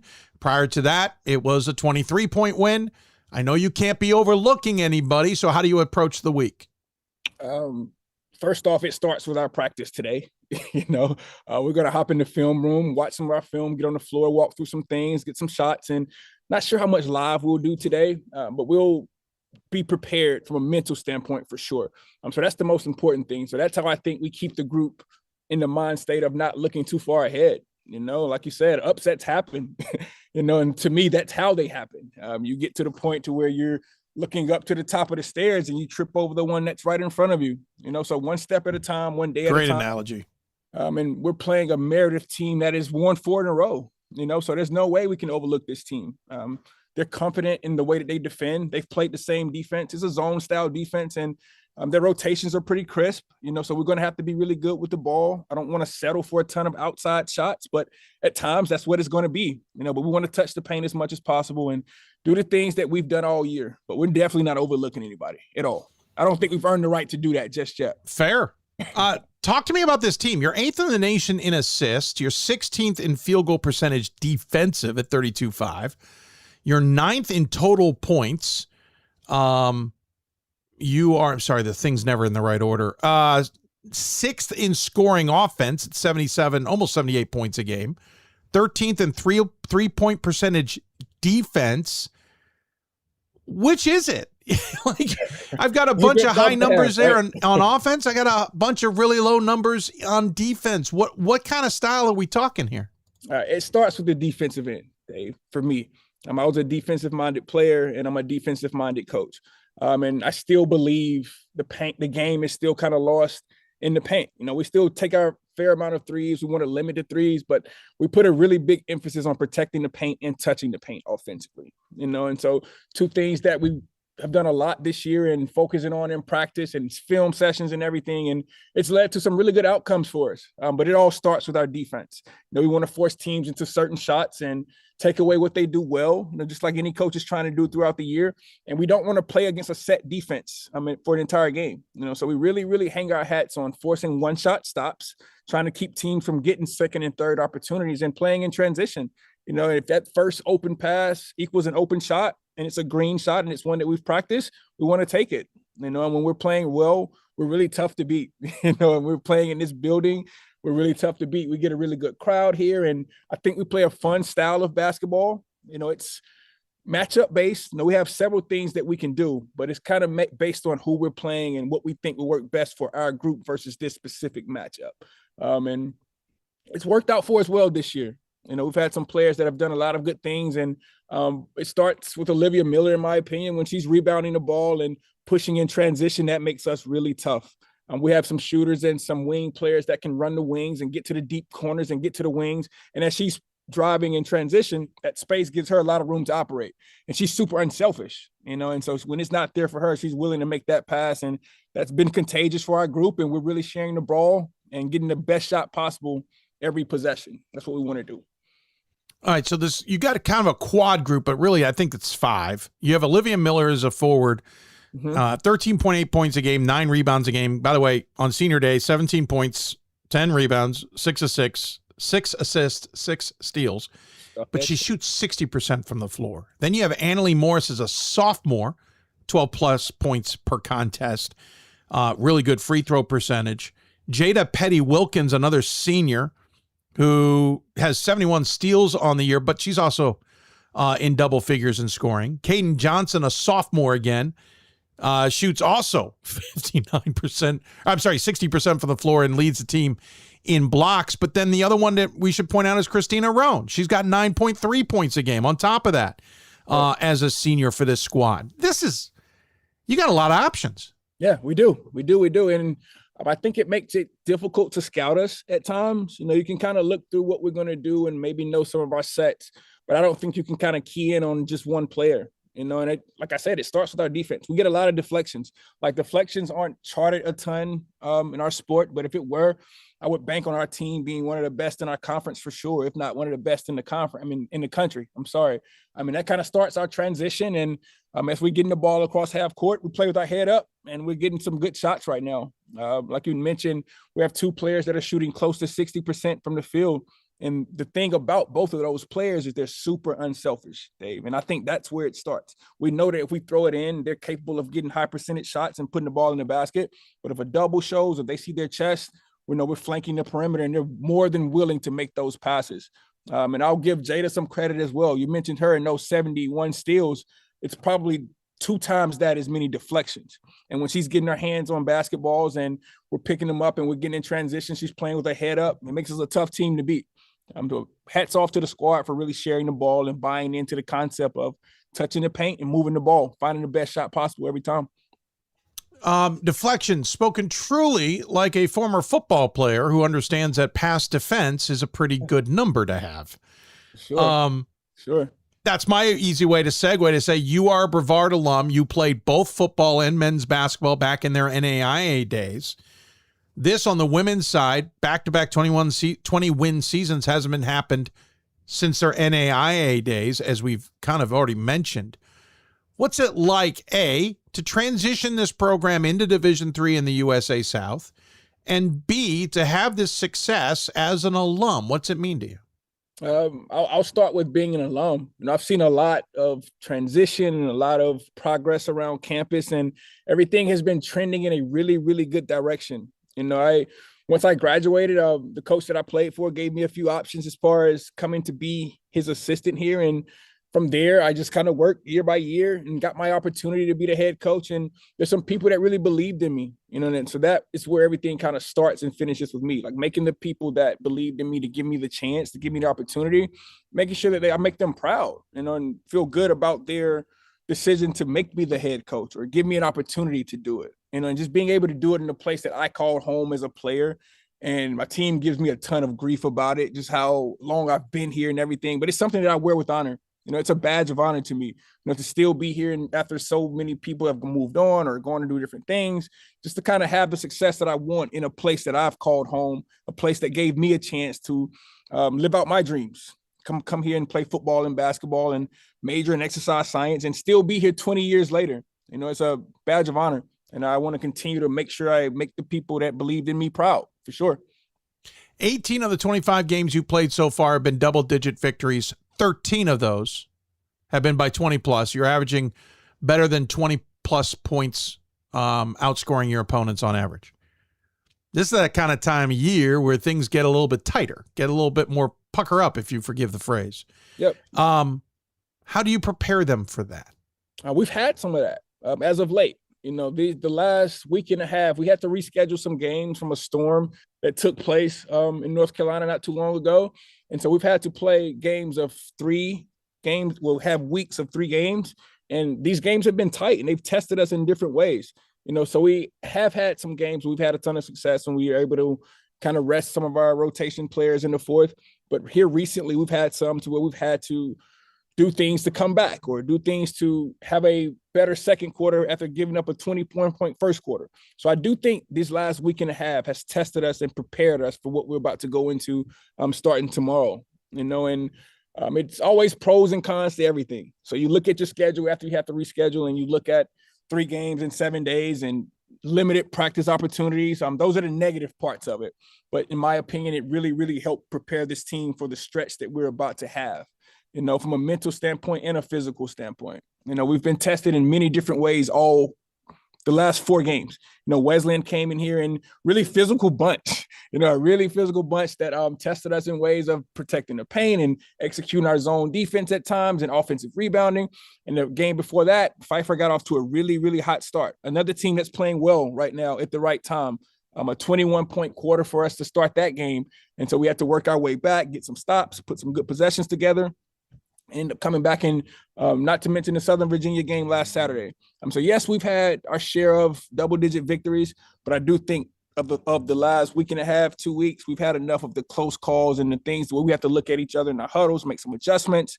It has prepared us for what we have coming up. Can you give us a little bit of an understanding where Brevard is? I know where it is by looking on a map. It's in the northwest or southwestern corner of North Carolina. It's down kind of where it starts to get into that little nook and cranny section. You're on the spine of a mountain, which I find, or a mountain range, which I found fascinating. You're on top of that, but you're in the deep mountains of North Carolina, not far from South Carolina either. But as we all know, you have to go up and over mountains. Not far becomes real far. Oh yeah. Southwest of Asheville. Give me a sense of where Brevard is, what this kind of area is, and thus the students that you get attracted there. Yeah, it's a small town, and that kind of leads to us recruiting kids that are also from smaller towns because they are used to that same feel, but about 45 minutes from Asheville, depending on which way you go, 45 minutes to an hour from Greenville. So the team is able to get out to a bigger city if they want to. Some of the students, they want to get out to bigger towns, they have some options, but a smaller town where a lot of people come to retire, that's most of our sports community here. We have a phenomenal booster club. They're known as the Tornado Club around here. And on Tuesdays or Saturdays, whatever days we're having games, it's nothing to see those faces sitting behind our bench in every game. And a cool story about that, Dave, the same people that come to the games now are the same people that were coming back, watching the games back here when I played, so they've got to watch me play a career here, kind of go through the ups and downs of a player and now watching me lead a program. So some really, really tight bonds here and some deep roots in Brevard, but just a smaller town nestled between Asheville and Greenville. If you want to look at the state line as far as South Carolina, a good place, really good food, downtown area, a place that I've really enjoyed my time here. My mom loves to come, my family loves to come up. This past weekend, I had about 20 or 25 family members that were able to come watch the game. And with that, watch us secure #1 seed. So really good moment for the Tornadoes and a really good moment for me personally this past weekend. Very cool. Thank you for that. I appreciate it. Now I want to come, especially when you mentioned good food. I like good food. It's a crutch. One I'm willing to live on, but I got to do some things to help offset. Donald, appreciate the time. Thank you for introducing us to the Brevard women's basketball team. Really interesting. Congrats on the USA South regular season. I know there's a lot of work ahead this week. Hopefully we're talking about Brevard when we get to the NCAA tournament coming up next week. But in the meantime, we have a tradition on this show. We always give the last word to the guest. Any final words you want to share with those tuned in? Yeah, for sure. For one, thanks for having me on, Dave. I appreciate that, bringing some attention and a little spotlight to the women's program here at Brevard. But it's just a big shout out to anybody that's ever supported us. You know, all of our family members, the administration here, students, faculty, and a personal shout out to my family. You know, my family has done a lot for me and everything, and I wouldn't be here without them. You know, having the support of my wife, my mom, my sisters, my father, aunts, uncles, cousins, everybody back home that's watching and keeping up with the Tornadoes. I appreciate it for sure. And a shout out to our booster club that does a really good job of coming in and supporting our women. And just a shout out to NATO Nation for sure. But I appreciate you having me on, Dave. Thanks. By the way, I love that part too. You guys all go by NATO. You forget the tour. NATO Nation. Absolutely. Hey, again, congrats. I'm sorry. Let me get one more. I would please feel bad if I didn't shout out my team. You know, I have to give some love to the group as well. We're not here if they don't buy into the stuff that we started to sell back in September and October. And now we're kind of reaping the benefits of it. You know, some of the stuff that they heard me continuously say, trying to build some habits that'll show up around this time of year. Shout out to the group that has brought into it and done a really good job in our locker room and giving the school something that we can be proud of. Well said. Hey, congrats again. Enjoy it. I know you'll build from this, and we'll look forward to having you on the show in the future. Yeah, I appreciate it, Dave. Thanks. Absolutely. Donald Hudson joining us here on the Hoopsville Hotline. They have won 7 in a row, 15 of their last 16. Their lone loss, a 4-point loss at home to Southern Virginia.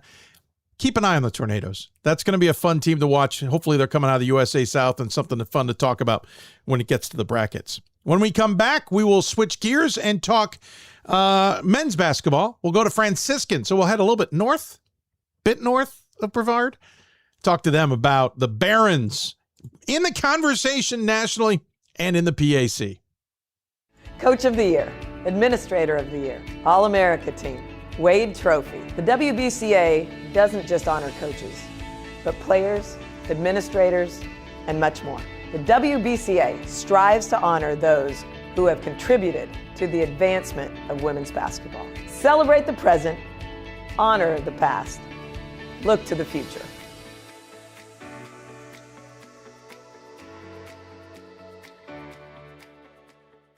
For the love of the game, but for those of us who are Division III student athletes, it's more than that, a lot more.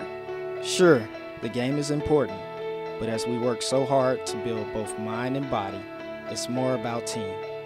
That is why NCAA Division III teamed up with Special Olympics, and in giving the gift of sport to those for whom it seemed an impossible dream, we are working to make this a better world. Help us keep that dream alive. You can make a difference.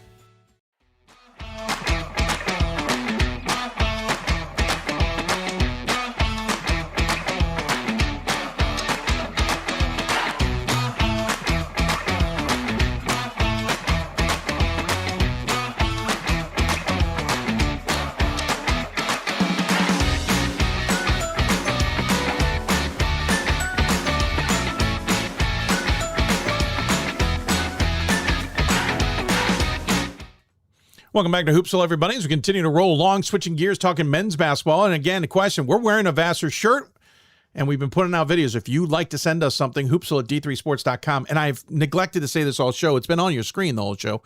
Help us. Become a member or donate. Buymeacoffee.com/Hoopsville. That's buymeacoffee.com/Hoopsville. Appreciate any support you can give us. Memberships, by the way, will get you the top 25 show. We'll talk about that later tonight. Looks like Bob Quillman's going to be on board. We're still finalizing some things. And Scott Peterson's going to join us on the women's side. We're just going to rapid fire a bunch of teams we haven't talked about in the top 25, or maybe in and out of the top 25. We're going to rapid fire those at him, just his quick thoughts on them from a national perspective, not necessarily from an NCAA perspective. Remember, the top 25 show is about the top 25. All right. Speaking of which, I've still got work to do on my top 25 ballot, which we'll do after the show. As I said, men's basketball, you go up to the Pennsylvania Athletic Conference and you run into a team named Franciscan. I've been watching shamelessly Franciscan for a way too long a time. Years, folks. Years. Dates back to a year we had them at the Hoopsville Classic, which we'll talk about. They have broken through 20-5 this season. Last year, they were 15-12. The year before that, or the 2 seasons before that, a combined 14 wins. Joe Wallace's squad has, let's say, figured it out. I don't know. We'll find out. But 20-5 this year, 12-4 in the conference standings. And until Saturday, they were in a 4-way tie for first place. Unfortunately, it didn't break their way despite a win. They actually finished technically tied for first in the southern side of the PAC with W&J and Chatham. But W&J is the overall 1, and they're the 3. I have a feeling that's not going to matter too much. They got Allegheny coming up, and we will talk all about it because joining us on the Hoopsville Hotline to discuss whatever I just blabbled my way through is the head coach of the Barons. It's Joe Wallace. Good to see you, Coach. Welcome to the show. How are you? Doing great, Dave. Thanks for having us on. Thanks for putting a spotlight on what's going on here in Steubenville, Ohio. Absolutely. First starter, I'm going to give you a little bit of a razz. You've been on my list for a while because I've been seeing, listen, great season, right? Like the only blip might have been a 3-game stretch in end of January or November, beginning of December. Yes, you've had some losses in conference, but you've played well. You've gotten some big wins like over Stevenson. You've had some tight losses like W&J in overtime in early December. But Ash Wednesday, we got to talk. You were fired up. Did the ash get to your head because you're yelling at a camera in game about something about Steubenville and something? You had me very confused. Okay. Well, I mean, there's not a lot of confusion with it. I mean, we've been playing pretty darn well here in our home gym in Steubenville, and we've been getting really good support from our local community. And I don't know what came about of me at the end of that game, and we were up. We were handing it to St. Vincent at that time, and I just let the camera and everybody out there, giving a nice warm welcome to Steubenville. And that was it. Yeah, and it kind of took off from there. I've heard a lot about it in the last few days, but it's the way it goes. No, it's good stuff. I got to appreciate it. Tip of the hat. Again, this is a team that has kind of broken through, right? And I mentioned this, so we'll get it out of the way. I mentioned the Hoopsville Classic a bunch of years ago. I don't remember if it was our first or second year of the event. We had you guys there. You're friends with Gary Stewart, and Gary turns to me and goes, listen, man, this is a team he's working hard to get them on the rise, to get them in the conversation. I think it'd be a great pick. And I remember talking to you then, and to be honest with you, I've forgotten what year. And you did. You had great expectations. You thought this team could break through. It didn't happen. And you guys still kind of scuffled along a little bit in the AMCC. The best you did during that stretch was 13-14, 9-9 in conference play. Now you're in the PAC and it's finally breaking through. What's finally clicked? What's finally happened to get to where I knew you thought this team could have been a bunch of years ago? I mean, at the end of the day, like we first get here, I mean, to be honest, it wasn't built for success, right? It was going to take some time. Vision, resources, all that kind of stuff here at Franciscan just wasn't ready for it. And it really is, it's taken a lot of hard work, but it's really at the end of the day getting the right people involved. I mean, our coaching staff has really helped elevate what we're about right now, not only recruiting wise, but our preparation. We really ramped up the recruiting efforts regionally in the last couple of years, which we have seen huge dividends on because we're a national brand of an institution and we get students from all 50 states. But we really wanted to get young men that fit this kind of region, that fit the way we coach really at the end of the day too, and they want to fit this university. I'll be honest with everybody out there. I mean, I'm as old school as it gets coaching wise. We coach our guys hard, and we need to have guys that embrace that. But it's a very family oriented environment still, and we need guys that understand that it's all love, but we're going to push the heck out of you every day. So I got him like Adam Martello, who's been on my staff for a while. I mean, he has been a home run out on the recruiting trail, and then added Sean Kirk back, who was with me when I first got here. And then he went to a couple places, and he was back here as our women's head coach, and then he joined our staff a couple years ago and he's really our offensive mind. And me and him have really sat down and really changed some things of what we want to do offensively. He's done a great job. And then I got a guy named Mike Granato who coached me and taught me in high school. That was a head high school coach for many years. And I can go down the line, and I keep going with our staff right now. And I'm going to, sorry, you're going to hear about him. So then Anthony Santangelo, who was a head high school coach, joins us. Aaron Foldy, who played for me, then was a head high school coach, is on our staff. John Pizzuti's been a while, been with us for the whole time. And then I got two former players, Nick Alianello and Frank Bellissimo, who just got finished playing, that are on our staff as grad assistants. And I can put our coaching staff up to anybody in the country at most levels. And I'm not lying about that. So when I talk about people, that's what's going on right now here. And they're shouldering the load and allowing me to be myself more and focusing on what's more important from a head coaching perspective. So that's a lot of the success, and that's why we've added some of these really talented basketball players too. And Joe, you're doing it with a team that's mainly not seniors. Yes. You've got two seniors on the squad, Malachi Rose Burton and Reese Miller. Yep. Malachi's started 12 of 25 games. He plays pretty well, right? 3.1 points a game, 2.5 rebounds. He shoots 44%. He dishes it out just as good as anybody else out there. And you got Reese Miller, who's played about half the season. But it's underclassmen. It's Sawyer Butler, who's 22 points a game as a junior. You got Zach Oliver, who's 13 points a game as a junior. Shoots 49%, by the way, you should point out. Anthony Cavetta as a freshman. Zachary Polaro as a freshman. These are all the guys, 8, 9+ points a game that are contributing. And I know we're not looking to the future, but you've got underclassmen bought in, seeing the results of that success.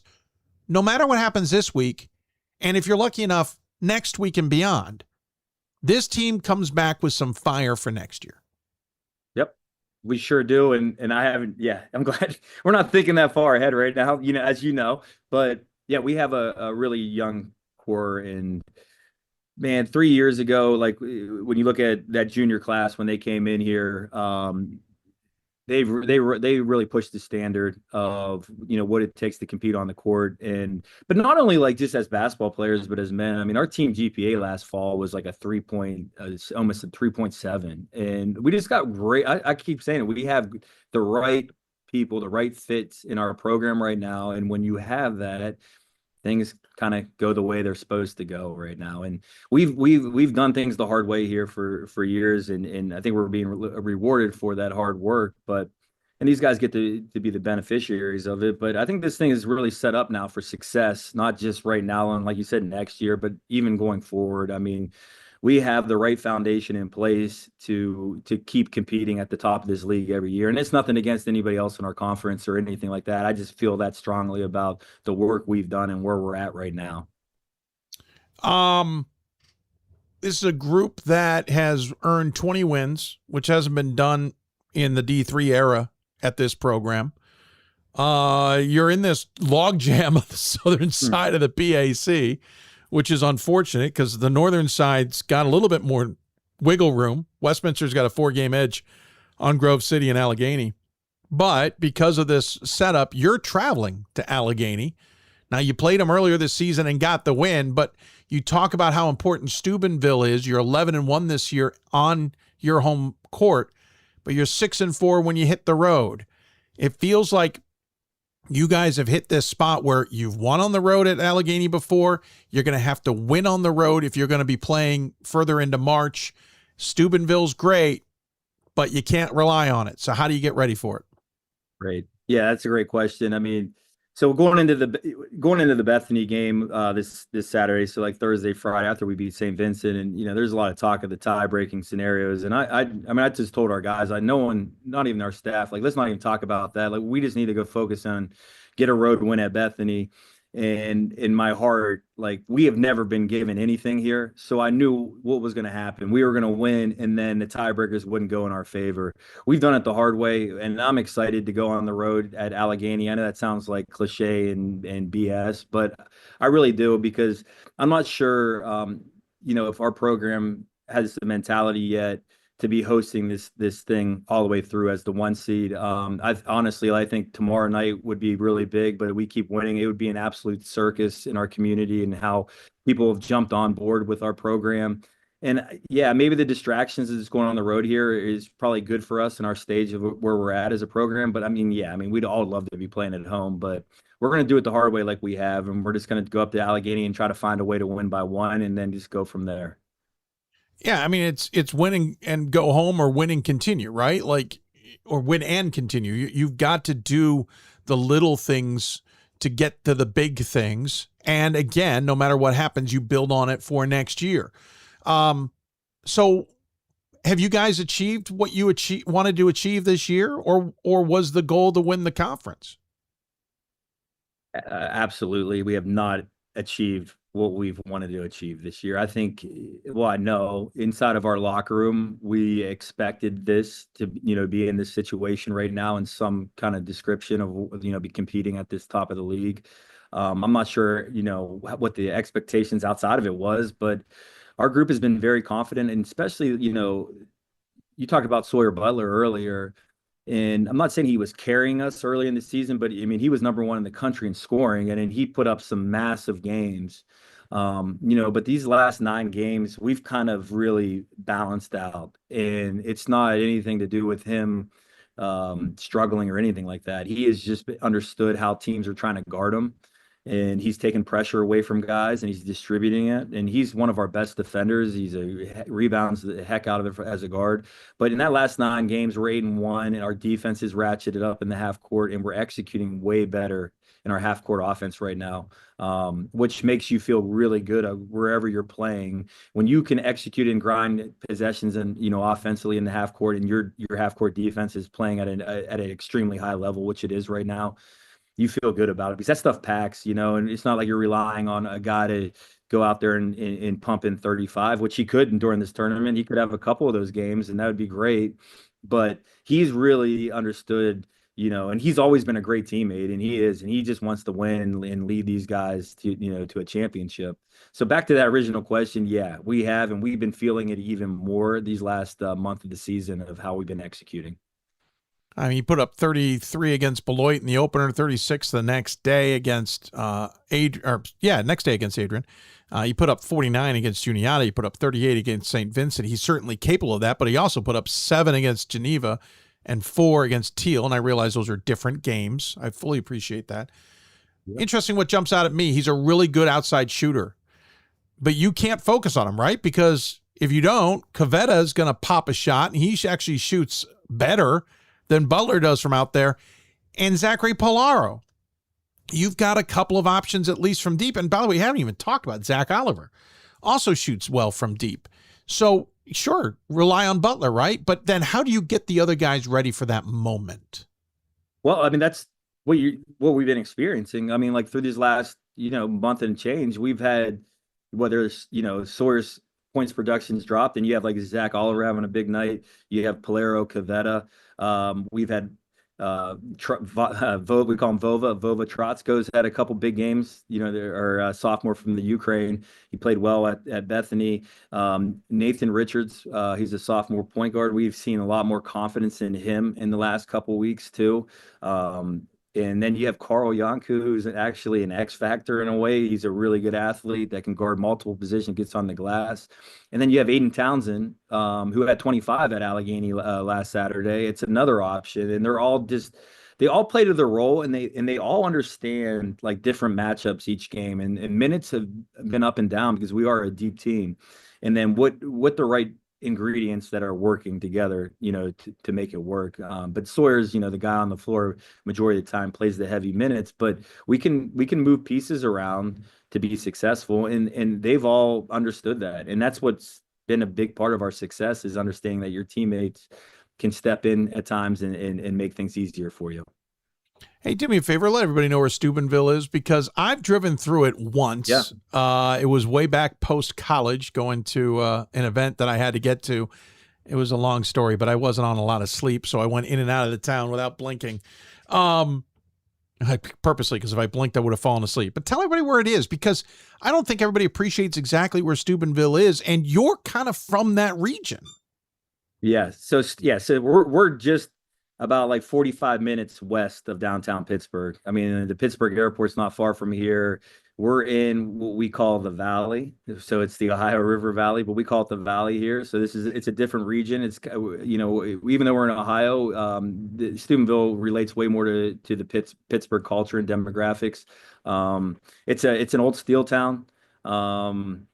It's got a past that's very interesting. Dean Martin was from here. Jimmy the Greek I mean, I think we had a few bookie joints that were still operating not too long ago, if we're going to get into that on this show. But Steubenville's it's a unique place, and it's awesome. It really is. You can rewind time back in a way where things were done a little differently, and probably the right way maybe at times. But yeah, that's Steubenville for you in a little bit. Dude, Jimmy the Greek. I mean, please, for us older type. We know exactly what you're talking about. Hey, if you have to play Marietta, do you just go down by boat? We could, yeah. Just get in the Ohio River. We could do some boat tours, yeah. Yeah, take a nice stroll down the Ohio River down to. It's a little harder getting back. Yeah, it would be. Take a little longer. Upstream's a little harder. Obviously, Joe, it's big for the program. It's big for the school, the community, et cetera, that you guys have gotten to this point. We'll talk next year, right? We'll talk about keeping that up. And obviously it's about Allegheny ahead, but you got to be pretty proud of what's happened so far. Yeah. I mean, for sure. But when you're in the moment, like until we can step back, whatever the rest of the season has, then there'll be like that moment of reflecting. But it's been so hard this year. People have asked that. How do you feel? It just feels the same. Like we're just looking at whatever's next and trying to keep fixing what's wrong. And I know that sounds so cliche, but unfortunately, like I haven't been able to fully enjoy anything we've accomplished yet this year, and because we've set on the big one. So maybe Saturday night of this week, that would be pretty awesome. Then that would be a little reflection, but yeah. And then you're moving on to the next thing. So, but after the season, we'll definitely, especially our staff and our team, we'll get together and enjoy what we accomplished this year. And tell me the difference between playing in the AMCC and now the PAC, the President's Athletic Conference. Well, number one, the travel is way better. I can tell you that much. They're different leagues. The top of the AMCC when we were in it was really good. I would say like the one thing about the PAC is that you have coaches that are veterans that have been at some of these institutions a long time. And there's a lot of more stability within the PAC. And I think we're starting to see this conference taking since we joined it, we've seen it rise, just step by step. We added Allegheny, and then Hiram's in it. We added 5 years ago or whatever it's been. And then St. Francis is dropping down from Division I to D3 next year in our league. So the basketball is, on the men's side is really starting to take steps forward to understanding how to get ourselves into that national conversation. And we're going to keep trying to figure that out, but it's hard to crack, but we're getting closer towards that goal. Is the conference almost gotten too big? Wow. That's a great question. I don't know though. I don't think it has. I think we set ourselves up for sustainability with the schools we've added. We're all, really close to each other. The furthest trip we're going is tomorrow is Allegheny in the league, and it's 2 hours, and that's nothing. Has it gotten too big? I don't know. I can't answer that yet. Fair. Yeah, it's a great question. Yeah, it's a fair question. It really is. St. Francis is going to come in, which, by the way, you played them in an exhibition game this year. Close game. They're coming in next year. We're adding, another team to obviously a lot of sports. It's not just you guys, but you've got 6 on one side, 6 on the other. They're going to make it a 7th somewhere. Yeah, this starts to get crowded, right? And this is a conference that wanted 2 bids. It didn't go anywhere because it never got to a vote. But, you know, I love the idea, but it just feels ginormous. Well, yeah, you're right. Well, I mean, especially looking at things as a coach right now and in how these, you know, the North and the South and the tiebreakers and the split going into the tournament. I mean, yeah. Will that vote ever happen? I don't know. That's a great question. Maybe, yeah, who knows? I mean, I just got to worry about Allegheny. I'm sorry. I could have Absolutely. No, I hear you. I have a lot of opinions on this one. There's a lot. Well, we'll opinions, get you on a show to express them all, Joe. That's another day. Yeah. Yeah, we'll get you in the air someday to talk about them all. Hey, I appreciate the time. I know you got to focus on Allegheny, so we'll let you go to do that. But appreciate your perspective, and it's great to get you on the show. It's been a while. I'm starting to date myself, but how long ago it was that we talked to you on this, or talked to you at Stevenson with the Hoopsville Classic. But thanks for finding time to come on the show. As always, we do give the guests the final word. So any final thoughts you want to share with those tuned in? No, I mean, anybody that, you know, doesn't know anything about Franciscan or our program, I know we're kind of new to this national scene, I guess, but we have just an unbelievable core of just great young men that are fun to watch. They play for each other. They play the right way, and that's what makes being a coach fun. And I get to enjoy walking into the gym here in a couple minutes to be with those guys, and that's the best part of my day. Perfect. Love it. By the way, great mascot too. Always love the Barons. Hey, take care of yourself, Joe. Thanks for the time. Good luck this week, and I know we'll chat in the future. Thank you. And he is Joe Wallace joining us here on the Hoopsville Hotline. Great to chat with the Barons program, who is again breaking out, just like Brevard has broken out. This is the dichotomy this year. We had Redlands and Susquehanna on the show talking about teams that are established. Brevard and Franciscan trying to be established. We'll take a break. When we come back, we'll put a ball on the show, put some other news and notes together, and answer any of your questions. If you got questions, email us, hoopsville@d3sports.com, or Twitter us at D3Hoopsville, hashtag Hoopsville. Find a way to get a hold of us. We'll try and answer your question, including in the live stream. We'll answer those there as well. You're listening to Hoopsville, back with so much more. Plus, we'll hear from Ethan Edwards about his record-breaking performance for Case Western this past weekend. We've got more schools than Division I, more fans than Division II, and more upsets than March Madness. There's nearly 850 programs with over 11,000 games leading to 2 national championships. And we've been covering it all for over 2 decades. From Eastern to Occidental, from Puget Sound to Piedmont, from Southwestern to the University of New England, and from Hope to Calvin. Nobody covers Division III basketball like we do. We're D3Hoops.com at www.d3hoops.com.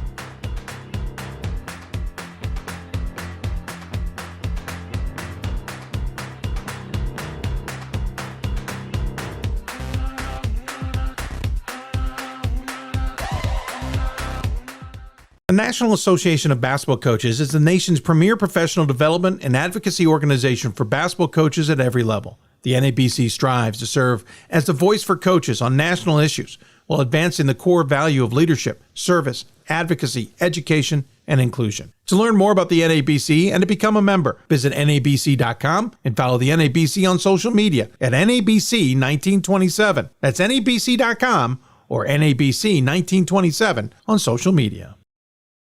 It's on us to stop sexual assault. In any way that we can. To get a friend home safe. To never blame the victim. It's on us. To stand up. To make our community safe for all. It's on us. It's on us to look out for each other at parties. It's on us. To be more than just a bystander. To step up and say something. It's on us, all of us. To stop sexual assault. Learn how and take the pledge at itsonus.org.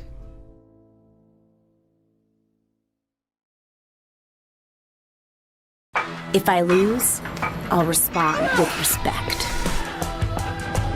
If I win, I'll back it up with humility. If I fail, I'll rise up with honor. It's tough for us to put it all on the line. Don't undo my hard work with poor sportsmanship. Respect. It's the name of the game. Coach of the Year, Administrator of the Year, All-America Team, Wade Trophy. The WBCA doesn't just honor coaches, but players, administrators, and much more. The WBCA strives to honor those who have contributed to the advancement of women's basketball. Celebrate the present, honor the past, look to the future.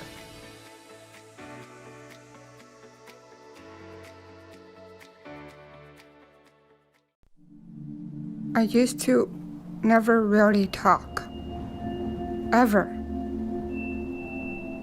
I was afraid if I said something wrong, everyone would laugh at me. But then I started to play golf with Special Olympics. It helped me to find my voice. And now everyone else is speechless. Welcome back to Hoopsville. One of the funniest things took place in the break. My wife Ann snuck in. She didn't sneak in. She made sure to come in. And apparently my chair is, I've gotten immune to the sounds of my chair. And I don't tend to move a lot, I don't think, on air, but I know I do a bit. But the squeaking from this old chair, which honestly needs to be replaced. It's half broken. But she came in with some WD-40. It's much quieter now. I might get a little high on the fumes here by the end of this segment, but hats off to her. We at least stopped the squeaking for now. I do need a new chair, so if you want to donate to the show, Hoopsville, go to buymeacoffee.com/Hoopsville. Sign up for a membership. Donations are certainly welcome. If you're buying a coffee, you're donating. If you're subscribing to a membership, like Role Player or whatever, then you're subscribing. And then you're given to us for other content, including the Top 25 show tonight, 8:30 Eastern Time. It's only exclusively available live to Hoopsville members, and they get access to the archive for a period of time afterward before we release it to the public. So become a Hoopsville member, Role Player or higher. You'll also get my Top 25 ballot. I got to finish my Top 25 ballot, but then I'll post it there as well. But that's another way I can get a new chair, but for now, it's at least a lot quieter. It's off to Ann. Again, a reminder, we're wearing a Vassar shirt. This shirt is really cool. And there's some on the back. There's something on the back. I can turn around now. What was that? Feared? I can't remember what it said. I should have looked this up. We're turning around in weird angles. Fearless. Sorry, Ryan, me. It says fearless. Thanks to Vassar for sending us a shirt and a jersey. Again, I'm going to work by Thursday to have this entire new studio or the wall with new uniforms. That is my goal. Tuesday and Wednesday, I've got some time to do it, among other things I've got to do. But hopefully we can get some new jerseys on the wall to shout out them. One jersey that's on the door, right over our sign, Case Western Reserve. They had a big weekend. They broke a losing streak, and they did it in spectacular form. In fact, Edwards, their guard, I should say, had a great night because he had, well, it wasn't a night, it was a day game, wasn't it? He had 54 points, breaking a Division III record in terms of scoring the most points of anybody in the entirety of the NCAA this year. He did so with a smile on his face, you could say. They interviewed him after the game, and I asked Case Western Reserve to send it to us because it is just dynamite to listen to, but I want you to focus on something else. Focus not only on the team getting in the way of the camera shot. I forgive them. They don't know where the camera shot's coming from. But watch how they treat him at the beginning, at the middle, and we carry it all the way through the end because the end is one of the best parts as well. If you know this, but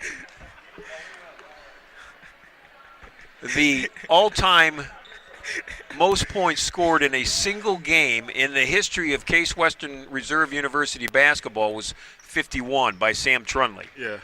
You blew that up. You got 54. The most points in a Division III college basketball game was 52. You now own that.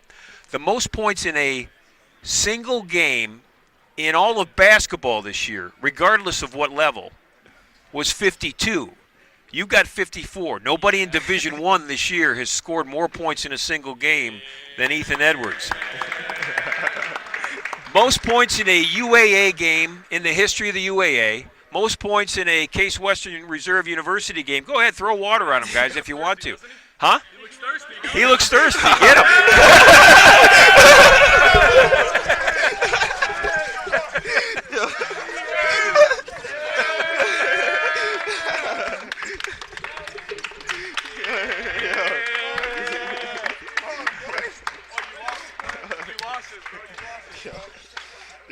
Now I got to tell you, your teammates were awfully nice to him.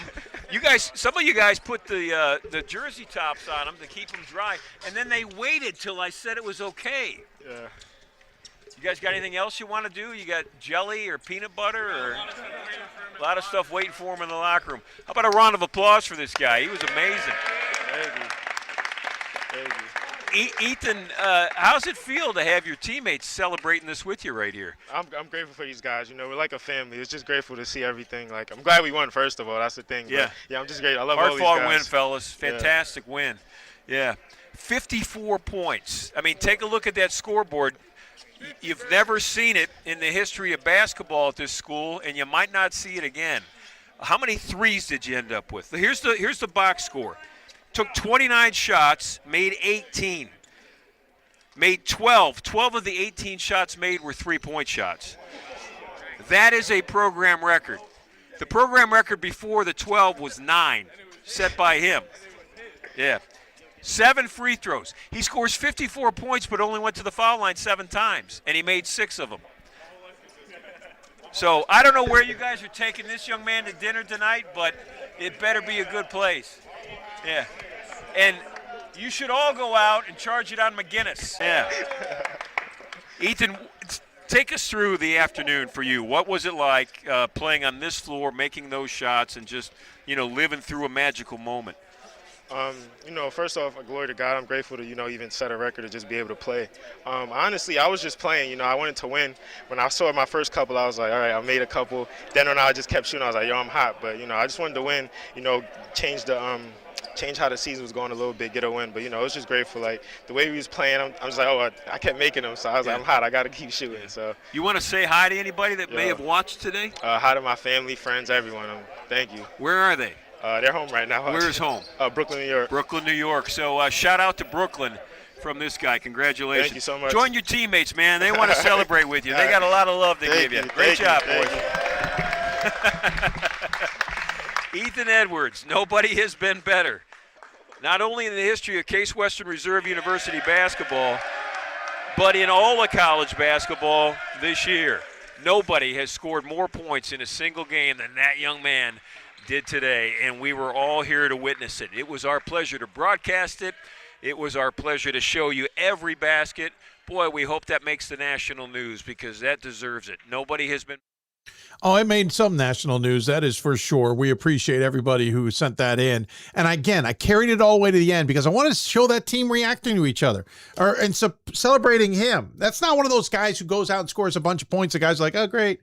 It's not a team environment. That was a team environment. They were all happy for him, just as he was happy for all of them getting the win. Todd McGinnis, of course, their team isn't having the season maybe they expected. This is a program that certainly has been in the battles in the past, but hats off nonetheless. Excuse me, got a little bit of a cold building. Remember I had a cold back in January, some kind of illness, kicked the living daylights out of me for 3 weeks. I'm hoping I'm not headed back that direction. I got a busy few weeks ahead, but hats off. I know a person heading to that program next year. I hope they see that video and realize they've made a good choice for them. They've made a good choice for them. Other news and notes. Obviously, conference tournaments are underway. Go to d3hoops.com. We've got our trackers up. I say our again. Ryan Scott, Pat Coleman, and Gordon Mann have done the heavy lifting and all that. I just don't know how to do all the coding on those. Someday I'll dive into those pages so I can help out better. I work so many gigs. Sometimes I just disappear on the guys. But we've got those trackers up and running. You can see first off who's won the AQ already. We also have notes as to at large. For example, NYU women have already won the UAA, and in our note we say at large bid. Chicago and WashU are in fine shape for at larges, but Carnegie Mellon and Emory are on the wrong side of the bubble. We get that information from Scott Peterson and Matt and Zach Snyder from the D3 Datacast guys. Great stuff. Speaking of which, if you missed our Top 16 show on Thursday, I highly suggest to go back. Watch our conversation with the committee chairs. I think they gave us some pretty good insight on some things. No, they didn't answer everything. Not surprising, but they did give us some great insight. But then Matt and Scott really dove in on a few things that I thought were rather interesting.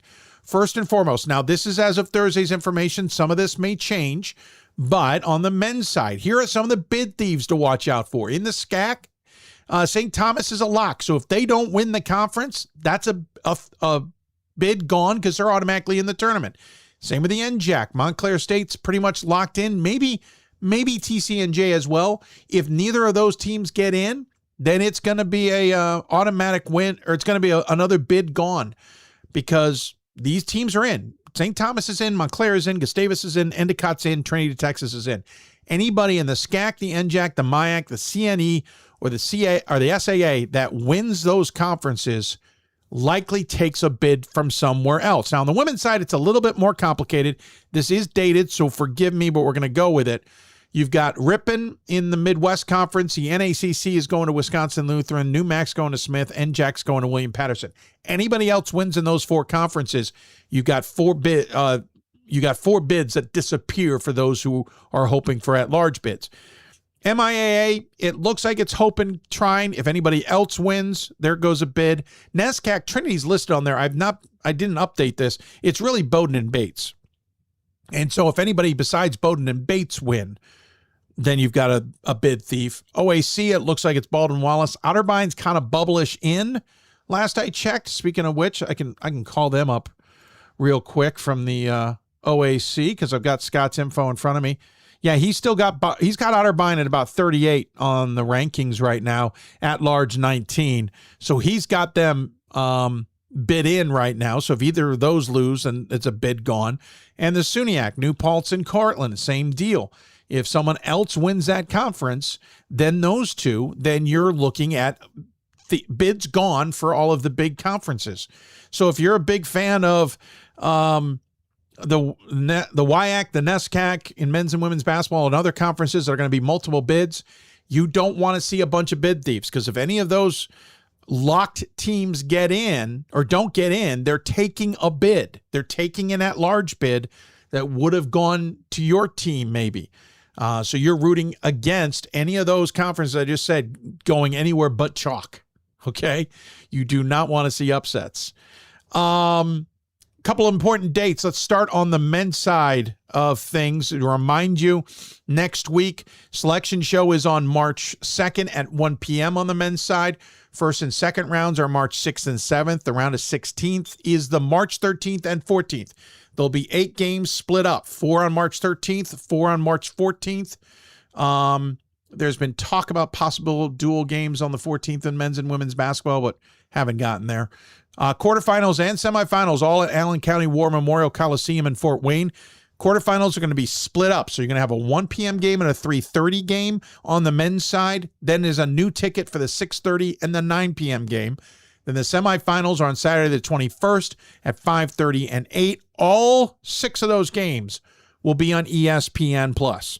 Then the championship is at the D1 Final Four, where D1 Final Four, D2 title, D3 title, and IT title will all be played that weekend of Easter. Sunday, April 5th, which is Easter, 4:30 Eastern at Gamebridge Fieldhouse. D3 will be the second of 3 games. It's D2's title game, D3's title game, and then the NIT title game. On the women's side, selection show starts on March 2nd at 2:30. Then it's first and second rounds on March 6th, sectionals on March 13th and 14th, semis on March 19th at 5 and 7:30, the championship on March 21st at 4 o'clock. Those all played at the Krager Center at Roanoke College in Salem, Virginia. So there you go. That's your important dates. Go back, scroll back if you need to look at it, and compare notes. Looking for any questions you all may have, send them our way. I know there was a question our friend Grayson sent. He said, I have a question for you. I'm a fan of Lady Royals right now. They're a 5 seed for March. Unfortunately, he wrote it all in the subject line. I think the subject line ran out on him. I don't know what the rest of his question was, unfortunately. So, Grayson, I emailed you back. I'd love to hear more about it. Listen, Scranton is sitting, yes, in that 5 spot on the women's side. But listen, things can happen. Actually, their MPI ranking now is 6th. Yeah, their NPI ranking is now 6th. Keep that in mind, everybody. I don't think people realize that these things change constantly. So NYU women right now are number 1. Oshkosh is number 2. Oshkosh falling to 2nd because Co lost. And so it hurt Oshkosh's resume. Hopkins is now is 3rd. Washington Lee is 4th. Denison goes from 6th to 5th. Scranton goes from 5th to 6th. Or sorry, to 5th to 6th. Yeah, that's what I said. The difference between Denison and Scranton in the NPI, okay? The old number difference was Scranton at a 9.5984, Denison at a 6.5, sorry, 6.5984, Denison at a 6.5921, so a difference of 6.063. Now it's Denison 6.5973, so Denison went up 0.05. Scranton 6.5.945. Scranton fell 0.04 or almost 0.039. So they swapped places. Now the difference between the two is Denison's up by 0.28. This is what happens. This data will change constantly after every single day of information is put in and the results. You have a team lose like Co, it affects Oshkosh's position. So now on the NPI side, NYU is the overall number 1 seed if the tournament were to start right now. On the men's side, Emory is still number 1. Chicago is number 2. Trinity 3, Randolph-Macon 4, St. Thomas 5, Mary Washington 6, Tufts 7, Wesleyan's now 8. Christopher Newport's 9. I think this is the most recent data. I'm pretty sure it is. Endicott 10, Montclair 11, Illinois Wesleyan 12, Mount Union 13, Gustavus 14, Stevens Point is now 15, Hood is 16, Redlands has fallen to 19th. Again, other results will make these changes. And so you've got to get used to that. Things are constantly changing all the time. And then bracketing. It won't necessarily be a straight 1v16, 2v15, or 1v64, or 2v63. I thought, where is Salve?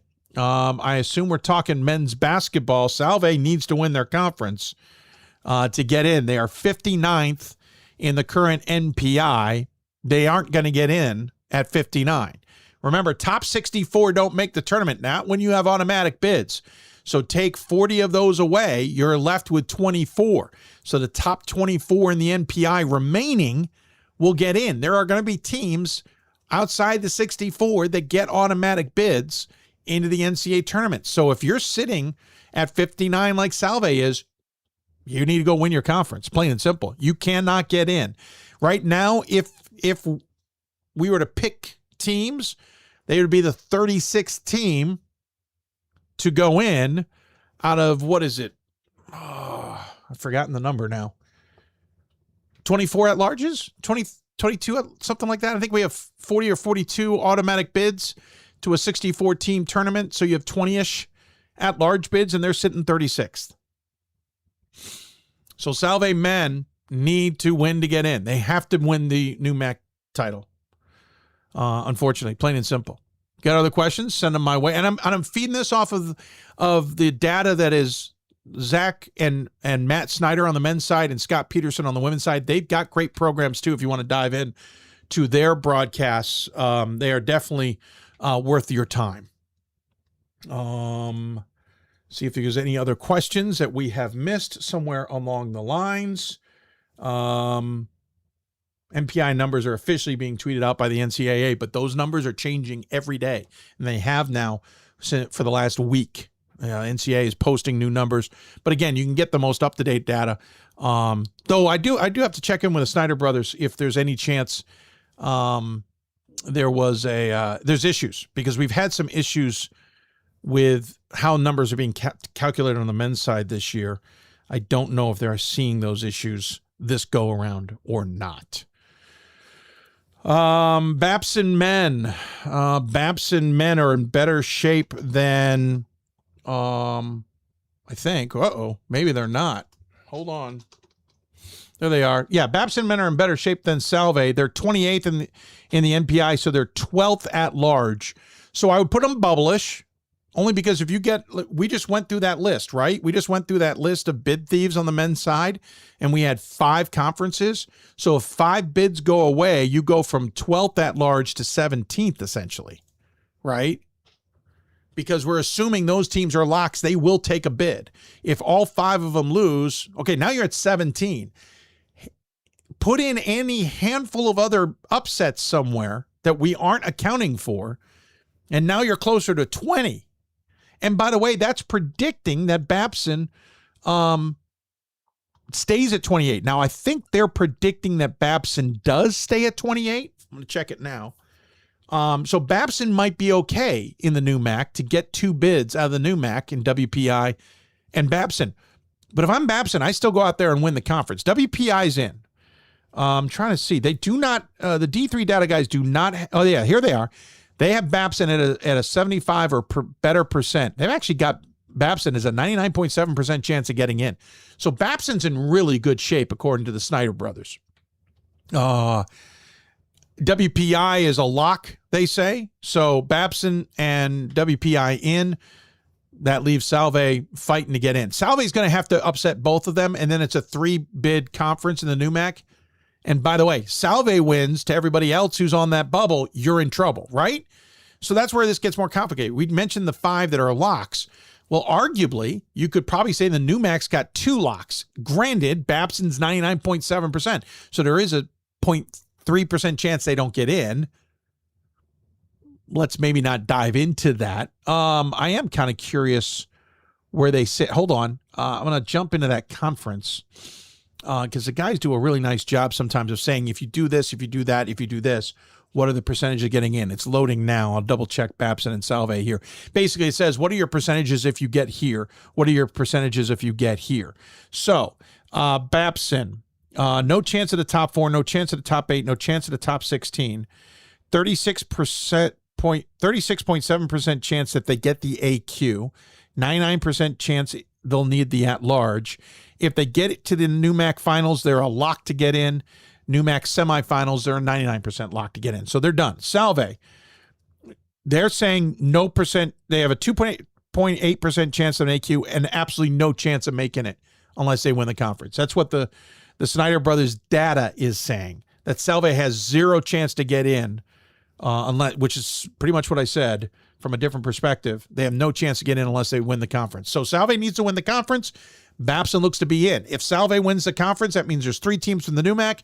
We've got another bid thief somewhere, so Salve would play the role of bid thief here, and somebody else is going to lose a bid. I hope that answered the question. Good questions. Love them. Absolutely love them. You can email us, hoopsville@d3sports.com. Ask them on our live stream, as the Dondada did. He asked about both Salve and what's their names? Sorry, Babson. Brain just fried there for a second. And I'll try and answer your questions best I can. So there you go. Trying to jump back into the, oh yeah, okay. Nope, not going to worry about it. I just saw a notification in our Twitter free stream, but it's just the D3 account posting out a lot of things at this time. We had great conversations today. Redlands, Susquehanna, Brevard, and Franciscan. Eric Bridgeland and Gabby Holko, including her blown out Achilles. Brevard had Donald Hudson, wonderful conversation with him, and then Joe Wallace from Franciscan. Note, those last 2 never been on the show before. Those programs have never been on the show before. So great to have them on. We'll be on the air again tonight, 12:30 Eastern time, with the Top 25 show. If you are a member of the Hoopsville world under buymeacoffee.com, you'll get access to that show. So go to buymeacoffee.com/Hoopsville. That's buymeacoffee.com/Hoopsville to sign up for a chance to watch that show live and see the archive initially for a while. We just put the QR code nice and big on the screen if you want to take a screenshot of it. Sign up for Role Player or higher. Donations are wonderful, and I am not going to get in the way of those. Those are wonderful. Thank you so much. But this is a way to become a member and have that membership be a monthly thing. You can also sign up for a yearly membership. And the Off Court podcast, I've been saying this for a while, and I apologize. It is coming. We have a stack of interviews. I'm actually going to have to travel to Florida for a week for work, and I'm going to have a bunch of evenings to myself. I'm planning to just record segments, I think, record shows, I hope, and put a bunch of them together if I haven't put a bunch together prior to that. No other emails have come through, but we appreciate it. Oh, also on TikTok, by the way, we've been sharing a lot of the videos from our unpackagings, unwrappings, whatever you want to call them, on there. And we've got 2 more to put up there. And again, that's why we're wearing the Vassar shirt today. Appreciate Ryan, me, and his staff. If you want to send us something to put up on our shelves, something for me to wear, a jersey to put on the wall, email us, hoopsville@d3sports.com. That's hoopsville@d3sports.com. Or if you know my email address, send it to there. I will send you the entire spiel of what you can send, how you send it, all that jazz. And we'll look forward to getting it and then unpacking it here on the show. Again, tonight, 8:30 Eastern time, Top 25 show. Thursday, noon Eastern, our next batch. We've already got invites out. We're going to have to wait for a few on tournament results. Might be a slightly longer show than usual, or at least maybe less of me talking. That is coming up on Thursday. And then Sunday, we'll have a Selection Sunday show working on the details. I think we're going to aim for I'd like to get on the air at 6, but I have a feeling it'll be closer to 6:30. We'll talk to some programs that have punched their ticket, maybe some programs that are hoping not for, well, at that point, we'll know a lot of the bid thieves. So, we usually had on that show, hey, let's talk to a team that's hoping they're going to get picked tomorrow on the bracket show, but we're going to know that information. So probably some teams that maybe pop some bubbles and ruin some bid ideas, or talk to programs that are in into the NCAA for the first time or in a long time, something like that. We'll do that on Sunday. Hopefully talk to the committee chairs a little bit as well. Not talk to them extensively, but get a little sense of what they're dealing with. Monday, we're going to have a show at 4 p.m. Eastern time, the bracket breakdown show.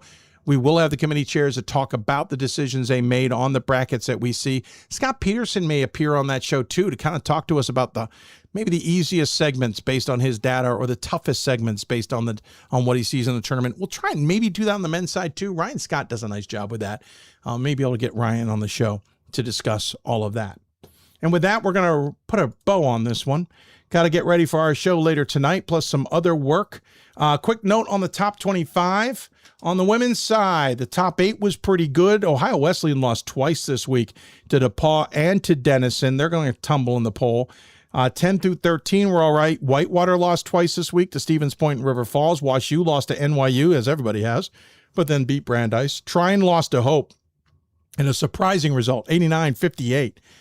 Chicago beat Brandeis, then lost to NYU. Platteville beat Eau Claire, then lost to Stout. And La Crosse beat Oshkosh, but lost to Eau Claire, as the WIAC women and men continue to be WIAC-y. Carnegie Mellon lost to Rochester. That's why they're on the bubble looking in right now. St. Mary's, Minnesota lost to Hamline and Gustavus Adolphus this week, as their season seemingly is coming undone at the wrong time. I think they're taking on Hamline, if I'm not mistaken, in the conference tournament coming up. Let me double check real quick before I lose my mind. Let's see. St. Scholastica at Bethel, Hamlin at St. Mary's. So St. Mary's lost twice this week, including Hamlin, and Hamlin's got to go back on the road anyway. Hamline's got to go back on the road anyway to play them. Bridgewater lost to WNL and to Hollins. Folks, Hollins is having an unsung tremendous season in the ODAC. Go check them out. We're so used to, just, oh my God, they lost to Hollins. They're having a surprisingly good year. Go check that out. River Falls lost to Stout and then beat Whitewater. On the men's side, quickly, Montclair State, who we mentioned, lost. Randolph-Macon at 2. Trinity, St. Thomas, Emory, Chicago, Mount U, Washington, and Mary Washington all got through the week unscathed. Claremont Scripps lost to Redlands, which we talked to Eric Bridgeland about that earlier in the show. Then Christopher Newport, Tufts, Gustavus Adolphus, Illinois Wesleyan, Endicott Wesleyan, and Redlands all won their weeks. Otterbein lost to Ohio Northern, then beat Muskegum. Hood got through the weekend unscathed. Program record 20 2 wins. Stevens Point lost to Whitewater, as we talked to them about on Thursday, but then got back on with a win against Oshkosh. Maryville went undefeated against Asbury and Piedmont. La Crosse went undefeated against Oshkosh and Eau Claire. Carthage lost to Wheaton, then beat Carroll. Whitworth lost to Pacific Lutheran, beat Pacific Lutheran, then lost again to Puget Sound. The Northwest Conference, that's a one-bid conference this year. WPI won both games against Emerson and Wheaton. Oshkosh lost both games to La Crosse and Stevens Point. Receiving votes category, Trinity, Texas, Cortland, Rhodes, Roanoke, WashU, Grinnell, and Franklin and Marshall got through the weekend unscathed. F&M somehow beat Gettysburg 76-58. I have a feeling the Bullets, already knowing they're in the number 1 seed, didn't really focus in that game. Lost by 22 on the road. Scranton lost both games to Wilkes and Catholic. NYU lost both games to WashU and Chicago. Western New England Catholic and TCNJ both had good weeks. Amherst lost to Bates, which we mentioned earlier. Babson got past MIT and Salve Regina, solidifying their at-large bids. York beat Widener, then lost to Albright. Albright has been this sneaky, weird story. We might have to get Rick on the show to talk about his team. Johns Hopkins got through the week just fine. Virginia Wesleyan lost to Randolph-Macon, but beat Lynchburg. Whitewater beat Stevens Point and River Falls.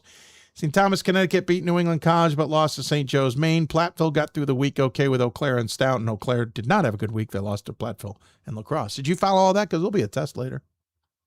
There's going to be a major test coming up. Top 25 is coming out before we have our top 25 at 8:30 Eastern time as I toss my phone around. Sorry about that. And with that, we will sign off. Thanks for everybody tuning in. Thanks to Redlands, Susquehanna, Brevard, and Franciscan. Thanks to the sports information departments as well for their help. I always miss one, but I'll do my best here. Thanks to John. Thanks to Joseph. And thanks to... Oh, come on, David. Find the email. Mitchell, that's who it was. Thanks to everybody for helping out. We're going to sign off. See you tonight if you're a Hoopsville member for the Top 25 show. If not, we'll see you back here Thursday, noon Eastern, as we talk about more teams as we get closer and closer to the end of the regular season and NCAA tournaments ahead. You've been watching Hoopsville, presented by D3Hoops.com, the WBCA. From the WBCA studios, thanks to our friends and partners at D3Hoops.com, the Women's Basketball Coaches Association, for their assistance of this show. Thanks to all of you who have donated and become Hoopsville members as well. Don't forget, go to buymeacoffee.com. Go to buymeacoffee.com/Hoopsville. That's how you can support us, do the work that we do, and thank you for doing so. And we'll see you back here on Thursday. If you've been watching Hoopsville, or if you've been watching T3 Hoops, you've got to watch Hoopsville.